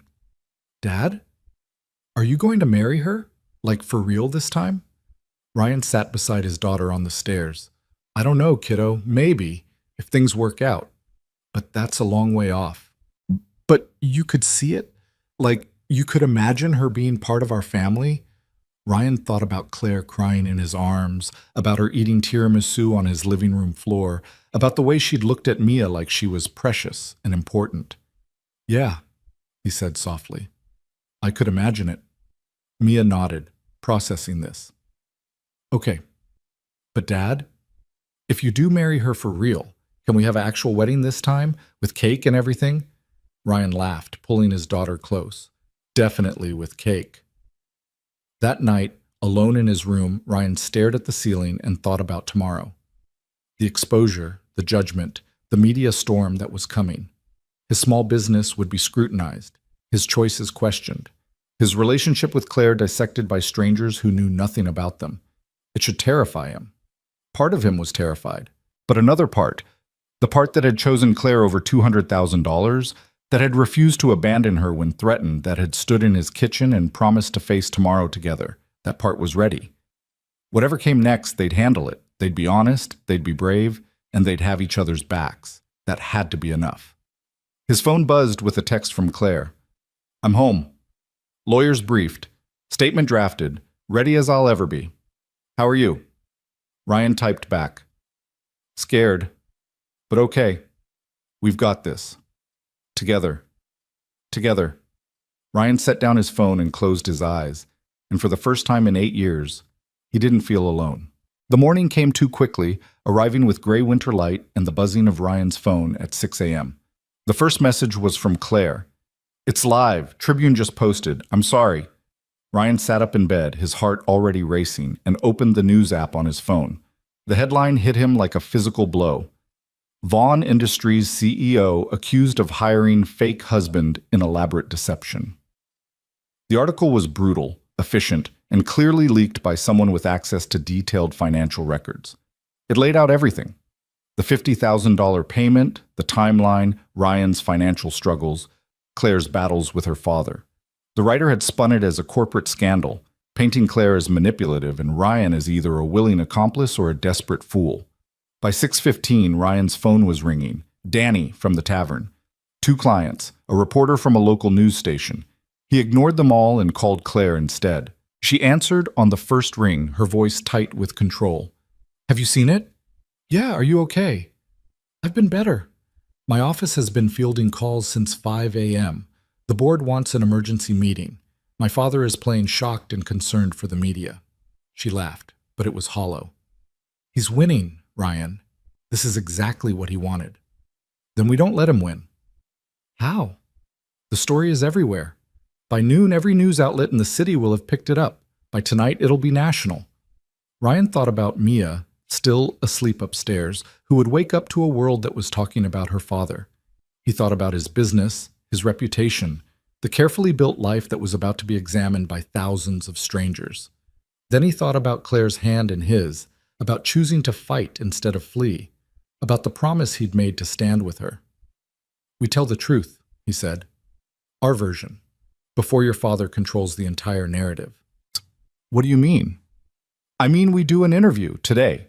We sit down with someone credible and we tell them everything, how it started, why it started, how it became real. We own the story instead of letting it own us." Claire was quiet for a long moment. "That's incredibly risky. If we admit to the arrangement, they already know about the arrangement. Your father made sure of that. But they don't know why you asked me. They don't know what your father's been doing to you for 5 years. They don't know that something fake became something real." Ryan's voice steadied. "We can't control what people think, but we can control what truth they have access to." "You're willing to do that? Put yourself out there like that?" "For you?" "Yeah, I am." He heard her breath catch. "Ryan, I need to tell Mia first, before she sees it online or hears it from someone else. But after that, I'm ready. If you are. I'll make the calls. I know a journalist who's fair, who'll actually listen instead of just looking for sound bites." Claire's voice firmed. "Thank you for not running." "I told you I wouldn't." After they hung up, Ryan sat in the quiet of his bedroom and prepared himself for the hardest conversation of his life. He could hear Mia stirring upstairs, the familiar sounds of her morning routine. In a few minutes, she'd come downstairs expecting breakfast and normalcy, and he'd have to shatter that expectation with truth. He found her in the kitchen, still in her pajamas, pouring cereal. "Morning, Dad," she said cheerfully. Then she saw his face. "What's wrong?" Ryan sat down at the table and Mia joined him, her expression shifting from sleepy contentment to concern. "Remember how I told you that Claire and I started with an arrangement, that she paid me to pretend to be her husband?" "Yeah." "That story came out this morning. It's in the news. People are talking about it." Mia's eyes widened. "Like on TV?" "In the newspaper, online, probably on TV later. And it's going to be messy for a while. People are going to have opinions about me, about Claire, about our choices." "What kind of opinions?" Ryan chose his words carefully. "Some people will think we did something wrong, that Claire was dishonest, that I was greedy, that the whole thing was a scam. Other people might understand why we did it, but either way, there's going to be attention. People might talk about us. Maybe reporters will show up. It's going to be uncomfortable. Mia processed this with the seriousness of someone far older than 11. Are you in trouble? Like legal trouble? No, we didn't break any laws, but our reputation might take a hit. What about my school? Will kids say stuff? Ryan's heart broke a little. They might? And if they do, you tell a teacher, or you call me, or you come home. We'll handle it together. Well, what about Claire? What happens to her? Her father is using this to try to take her company away. He's telling people she can't be trusted, that she's reckless. It's a fight, and it's going to be public. Mia was quiet for a long moment, her cereal forgotten. Then she looked up with eyes that were too knowing, too aware of the ways the world could hurt. Do you love her? She asked quietly. Like, really love her? The question hung in the air between them. Ryan thought about Claire crying in his arms, about her laugh at Danny's tavern, about the way she'd looked at Mia with such careful hope. Yeah, kiddo, I think I do. Then we fight for her. That's what you always taught me. You fight for people you love. Ryan pulled his daughter into his arms, overwhelmed by her courage, her fierce loyalty, her absolute certainty in the face of uncertainty. When did you get so wise? I learned from you, Dad. At 9 a.m., Ryan dropped Mia at school with strict instructions to call him if anything happened, if anyone said anything cruel, if she needed him for any reason. Mia hugged him hard before getting out of the truck. We're going to be okay, she said, echoing his words back to him. Yeah, we are. Ryan watched her walk into school, her backpack bouncing, her head high, and felt pride swell in his chest. Whatever happened next, at least he'd raised a daughter who knew how to face hard things with dignity. The interview was set for 2 p.m. at a neutral location, a conference room at a downtown hotel. Claire had arranged it with Jennifer Martinez, a veteran journalist known for thorough, fair reporting. Ryan met Claire in the lobby, and they stood there for a moment just looking at each other. Claire looked exhausted, her eyes shadowed despite professional makeup, but she also looked determined, her spine straight, her chin up. Ready? She asked. No, but let's do it anyway. Jennifer Martinez was in her 50s, with sharp eyes and a no-nonsense demeanor that immediately put Ryan at ease. She shook both their hands and gestured to the chairs arranged facing each other. Thank you for agreeing to this, she said. I've read the Tribune piece. I've also done my own research. I'm interested in your side of the story. Thank you for listening, Claire said. Jennifer set up her recording device and pulled out a notebook. Let's start at the beginning. Ms. Vaughn, why did you hire Ryan Cole to pose as your husband? Claire took a breath and told the truth. She explained her father's campaign to undermine her, the years of attempted hostile takeovers, the merger that would destroy everything her grandfather had built. She described the desperation that had driven her to Ryan's workshop, the fear that had made her willing to fabricate a marriage to prove she wasn't vulnerable. I know how it looks, Claire said quietly. I know it seems manipulative and dishonest, but I was out of options.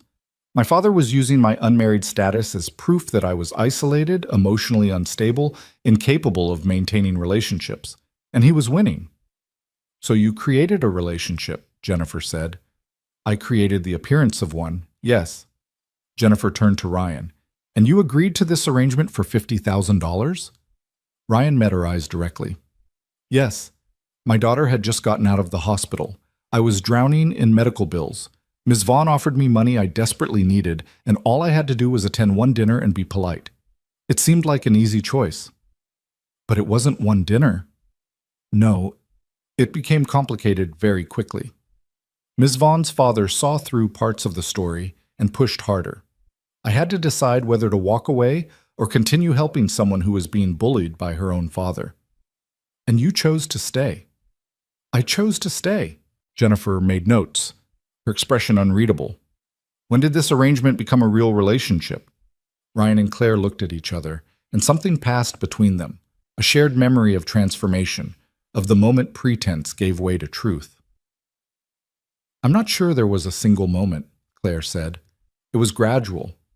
Ryan came to dinner with my father and he was himself. Honest, straightforward, unimpressed by power or wealth. He defended me not because he was being paid to, but because he saw the situation clearly and knew it was wrong. And for you, Mr. Cole? I watched her fight, Ryan said simply. Watched her refuse to be small or apologetic, even when her father tried to break her down. I watched her be brave, and it made me want to be brave too. Somewhere in all the pretending, I realized I wasn't pretending anymore. So you're saying this relationship is real now? Yes, they said in unison. Jennifer leaned back, studying them. You understand that people will be skeptical. The timing is convenient, admitting real feelings only after being exposed. I understand, Claire said, but it's the truth. We started with a transaction and we're ending with something real. I can't control whether people believe that. Mr. Cole, Richard Vaughn offered you $200,000 to walk away from his daughter. Why didn't you take it? Ryan had been expecting this question. Because some things aren't for sale. My integrity isn't for sale. My word isn't for sale. And Claire, he looked at her. Claire isn't someone you walk away from just because it's easier or more profitable. Even though refusing that money put you and your daughter at risk? My daughter is learning by watching me that you stand up for people, even when it costs you something. That's more valuable than any amount of money. Jennifer asked more questions about the fake marriage license, about their plans going forward, about how they intended to handle the fallout. Claire answered with careful honesty, admitting mistakes while refusing to apologize for fighting to protect her company. Ryan spoke about the complexity of the situation, about the impossibility of reducing human relationships to simple right or wrong. At the end of the hour, Jennifer turned off her recorder. For what it's worth, she said, I believe you. Not everyone will, but I do. This will run tomorrow morning, front page. It won't undo the damage from the Tribune piece, but it'll give people another perspective. That's all we can ask for, Claire said.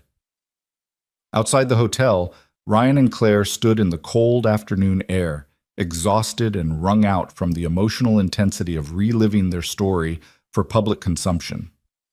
Now what? Claire asked. Now we wait, and we get ready for whatever comes next. Claire's phone buzzed. She looked at it and her face went pale. What is it? Emergency board meeting.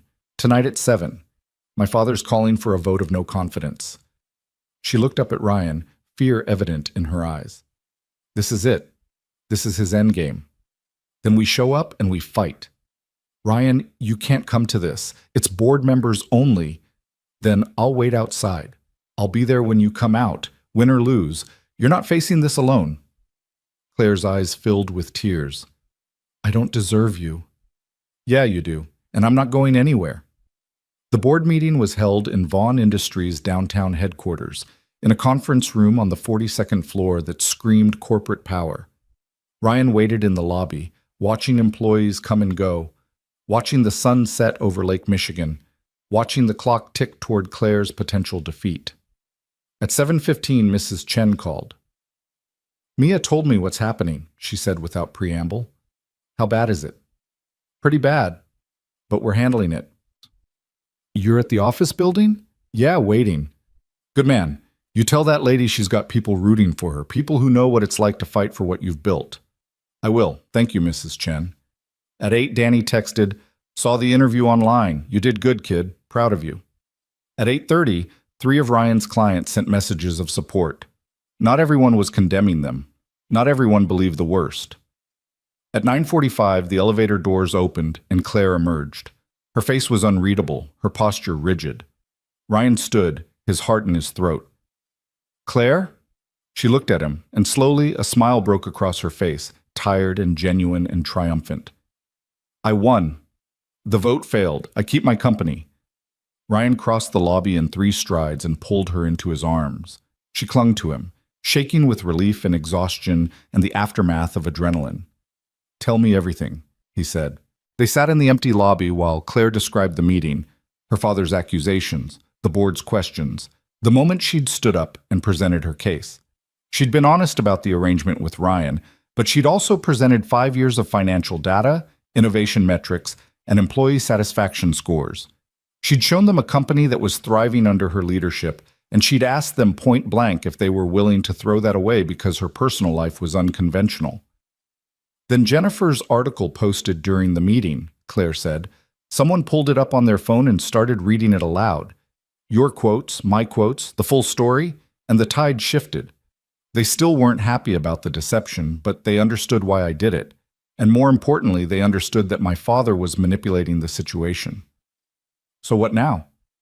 Now I have to prove I can lead through a scandal, rebuild trust with employees and clients who feel betrayed, figure out how to separate my personal life from my professional reputation. Claire looked at him. And somewhere in all of that, I'd like to actually date you, for real, without pretense or strategy or corporate implications. I'd like that too. They sat there in the quiet lobby, two people who'd survived their first real battle together, and let the relief wash over them. Come home with me, Ryan said. Have leftover tiramisu. Tell Mia the good news, just exist for a while without fighting. That sounds perfect. At home, Mia was still awake despite it being nearly 11, curled up on the couch with Mrs. Chen watching a baking show. Well? Mia demanded the moment they walked in. I won, Claire said, and Mia jumped up and hugged her, spontaneous and fierce and utterly accepting. I knew you would. Dad said you were a fighter. Mrs. Chen stood, patting Claire's arm with gruff affection. Good. Now, you can stop all this drama and just be happy, yes? I'm going to try, Claire said. After Mrs. Chen left, the three of them sat in Ryan's small living room eating leftover tiramisu straight from the container because no one had the energy to get plates. They talked about the interview, the board meeting, the messages of support that had started coming in alongside the criticism. So what happens now? Mia asked. Are you guys still married? Ryan and Claire looked at each other. Technically, yes, Claire said, but we're thinking of it more as we're dating, getting to know each other for real. So you're married people who are dating each other? It's complicated. Adults make everything complicated, Mia said wisely. Then she yawned. Can Claire stay over? I don't want her to have to drive home when she's this tired. Ryan raised an eyebrow at Claire, who looked surprised and touched. If it's okay with your dad, I'd love to stay. Guest room is yours, Ryan said. Fair warning, the mattress is terrible and the room is full of storage boxes. Sounds perfect. After Mia was in bed, Ryan and Claire sat on the front porch in the cold night air, wrapped in blankets, watching the neighborhood settle into sleep. Thank you, Claire said quietly. For today, for all of it. You did the hard part. You faced down your father and won. Only because you were there. Knowing you were waiting in that lobby, that you weren't going to leave no matter what happened, that gave me strength I didn't know I had. Ryan pulled her closer. We make each other stronger. That's how this works, right? I think so. I'm still learning. They sat in comfortable silence, and Ryan thought about how much had changed in 2 weeks. How he'd gone from barely surviving to fighting battles he'd never asked for to sitting with a woman he was pretty sure he loved while his daughter slept peacefully upstairs. Ryan? Claire's voice was hesitant. What do we do about the marriage? Eventually we'll have to address it legally. Eventually, but not tonight. Tonight, we just exist. Just exist, Claire repeated. I like that. The following days brought a media storm, as expected. Jennifer's article sparked a national conversation about corporate bullying, about the pressure on women in leadership, about the complexity of human relationships. Some outlets were sympathetic, others remained critical. Social media was predictably divided. But through it all, Ryan and Claire stood together. They didn't hide. They didn't apologize for choices that had brought them to each other. They just lived their lives as honestly as they could. Ryan's business took a hit at first. 2 clients canceled contracts citing negative publicity, but others reached out specifically because of the story, impressed by his willingness to stand by his principles. Danny's Tavern saw an uptick in customers who wanted to see the place where it all happened. Ryan found this both amusing and mortifying. Mia handled the attention at school better than Ryan had feared. A few kids made comments, but Mia shut them down with the confidence of someone who knew her worth. She told anyone who asked that her dad had helped someone who needed it and fallen in love in the process, and if they had a problem with that, they could take it up with her. Ryan had never been more proud. 3 weeks after the scandal broke, Claire showed up at Ryan's workshop on a Tuesday afternoon, wearing jeans and an old sweatshirt, her hair pulled back in a ponytail. I need to learn how to weld, she announced. Ryan looked up from the railing he was working on. You need to what? My grandfather tried to teach me when I was young. I never paid attention because I thought it was boring, but I've been thinking about it lately, about how he built things with his hands before he built his empire. I want to learn." Ryan set down his torch and smiled. "Okay, but you have to follow safety protocols, and you have to be patient with yourself. It takes time to get good at this." "I can be patient." Over the next hour, Ryan taught Claire the basics: how to strike an arc, how to control the puddle, how to move steadily along the joint. She was terrible at first, her welds messy and uneven, but she laughed at her mistakes instead of getting frustrated. "This is harder than running a company," she said, examining her crooked bead. "Different skill set, but you'll get it." They worked side by side in the shop, and Ryan realized this was what he'd been missing. Not just a partner in crisis, but a partner in the ordinary moments. Someone who wanted to learn his craft, who valued his world, who showed up not because she needed something, but because she wanted to be there. At 5, Mia burst through the door, home from school. "Claire, you're here!" She dropped her backpack. "Can you stay for dinner?" "If it's okay with your dad." "More than okay," Ryan said.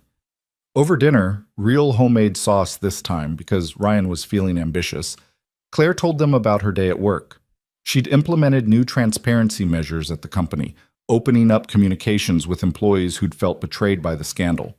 She'd also cut all business ties with her father, officially and publicly. "He called it a betrayal," Claire said. "I called it setting boundaries." "Good for you," Mia said fiercely. After dinner, while Ryan cleaned up, Claire and Mia worked on homework together at the kitchen table. Ryan listened to them discuss algebra and laugh over terrible math puns, and felt his heart do something complicated and wonderful in his chest. This was what family looked like. Not perfect, not conventional, but real and chosen and enough. That night, after Mia was in bed, Claire and Ryan sat on the porch again in their usual spot. "I've been thinking," Claire said carefully, "about the marriage, about what we want it to be. And I don't want to stay married to you." Ryan's stomach dropped. "Oh. Let me finish. I don't want to stay married to you because we accidentally are. I want to get divorced, do this properly, and then, if you're willing, I want to date you for real, court you, fall in love with you intentionally instead of incidentally, and maybe someday, if we both want it, we could get married again. But this time it would be a choice we make together, not a lie that became true." Ryan absorbed this, turning it over in his mind. She was right. Their marriage was built on deception, even if it had transformed into something real. Starting fresh, choosing each other with full knowledge and intent, that felt honest in a way their current situation never could be. "Okay," he said. "Let's do it. Let's get divorced," Claire laughed, and it was pure joy. "That's the most romantic thing anyone's ever said to me. I have a condition, though." "Of course you do. When we get married again, if we get married again, Mia gets to be involved in the planning. She already told me she wants cake." Noted, cake is mandatory. They sat there planning their divorce with the kind of care most people reserve for planning weddings, and Ryan realized he'd never been happier. The divorce was finalized 3 months later, quiet and uncontested. The media barely noticed. They'd moved on to newer scandals, newer stories. Ryan and Claire signed the papers in a lawyer's office and walked out legally single and completely committed to each other. "So," Claire said as they stood on the courthouse steps, "we're not married anymore." "Nope." "Want to get coffee? Our first date as divorced people?" "Absolutely." They dated properly for a year. Real dates where Claire came to Ryan's world and Ryan ventured into hers, where they learned each other's rhythms and quirks and wounds. They fought sometimes, learning how to disagree without assuming the worst. They celebrated small victories and weathered small crises. They became partners in the truest sense. Mia gave her approval early on, declaring Claire pretty cool for a CEO and insisting she be included in regular movie nights and Sunday dinners. Mrs. Chen declared them both stubborn fools who deserved each other, which everyone took as high praise. Richard Vaughn made one last attempt at a hostile takeover 6 months after the scandal, but the board stood with Claire. He eventually backed down, and father and daughter settled into a cold but civil distance. Claire made peace with the fact that her father would never see her the way she needed to be seen. and she stopped letting his approval define her worth. Ryan's business thrived as word spread about his integrity and craftsmanship. He hired an apprentice, a young woman from the neighborhood who reminded him of himself at her age, hungry to learn, willing to work hard, building something from nothing. On a quiet Sunday morning, 14 months after their divorce, Ryan woke up to find Claire making breakfast in his kitchen. She'd stayed over more nights than not lately, keeping clothes in his closet, coffee mugs in his cabinet, integrating into his life so seamlessly that he couldn't remember what it felt like without her. "I have a question," she said, flipping pancakes with the concentration of someone still learning domestic skills. "Shoot. Remember how you said that when we got married again, Mia had to be involved in the planning?" Ryan's heart started beating faster. "Yeah?" Claire turned off the stove and faced him, her expression nervous and determined and hopeful all at once. "I love you, Ryan Cole. I love your strength and your stubbornness and the way you show up even when it costs you something. I love how you've built a beautiful life from hard circumstances. I love watching you with Mia, seeing the father you are. I love your small house and your terrible mattress and your neighborhood bar. I love all of it. All of you." She took his hands. "I don't have a ring. I don't have a plan. I just know that I want to spend my life with you for real this time. So I'm asking, will you marry me again, properly?" Ryan pulled her close, pressing his forehead to hers. "On one condition," he said. "Name it. We tell Mia together, right now, because this is as much about her as it is about us." "Deal."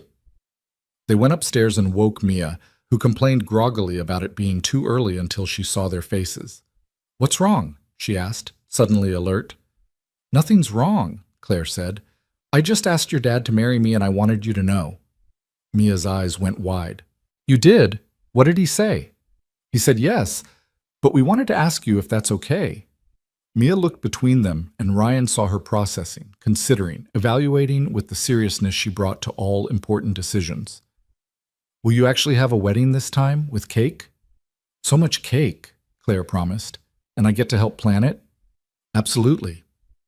"And you'll actually be happy together, not just pretending?" Claire sat on the edge of Mia's bed. "We'll be really happy, I promise. Your dad makes me happier than I ever thought possible. And you," her voice caught, "you've been so gracious and welcoming when you had every right to be suspicious or angry. I hope I can be someone you're proud to have as a stepmom, even though I'm still learning how to do normal family stuff." Mia studied her for a long moment, then smiled. "You're doing pretty good so far. And yeah, it's okay. You can marry my dad." Ryan exhaled a breath he didn't know he was holding. "But," Mia added seriously, "if you hurt him, I will tell Mrs. Chen and she will make your life miserable." Claire laughed, wiping her eyes. "That's fair. I accept those terms." They had a small wedding 6 months later in Danny's tavern, because of course they did. Just family and close friends, with Mia as the maid of honor and Danny officiating with a license he'd gotten online. Mrs. Chen cried and pretended she wasn't. Claire wore a simple dress and Ryan wore his best suit, and they exchanged vows they'd written themselves, promising honesty and partnership and showing up even when it was hard. When the judge pronounced them married, Mia whooped, and the whole bar erupted in cheers. They danced to Thunder Road just like they had on their first real date, and Ryan held Claire close and thought about the strange path that had brought them here. From desperate lies to honest love. From strangers to partners. From performance to truth. "No regrets?" Claire murmured against his shoulder. "Not one. You? Just that we didn't do this sooner. We did it when we were ready. That's what matters." They swayed to the music while around them their chosen family celebrated, and Ryan thought about the single dad he'd been 2 years ago, isolated, struggling, keeping his world small and controlled to avoid more pain. That man wouldn't recognize his life now. Married to a CEO, stepfather to a girl who'd grown into a fierce, compassionate young woman, running a thriving business, surrounded by people who loved him, not despite his ordinariness, but because of it. He'd been terrified of letting someone in, of risking his heart, of stepping outside his carefully maintained boundaries. But Claire had walked into his workshop desperate and afraid, and somehow that desperation had saved them both. They'd started with a lie, but they'd built something true, something worth fighting for, something whole. And as Ryan held his wife, his real, chosen, legally, and emotionally committed wife, on the dance floor of a neighborhood bar in Chicago, he realized he'd finally stopped just surviving. He was living, and it was beautiful.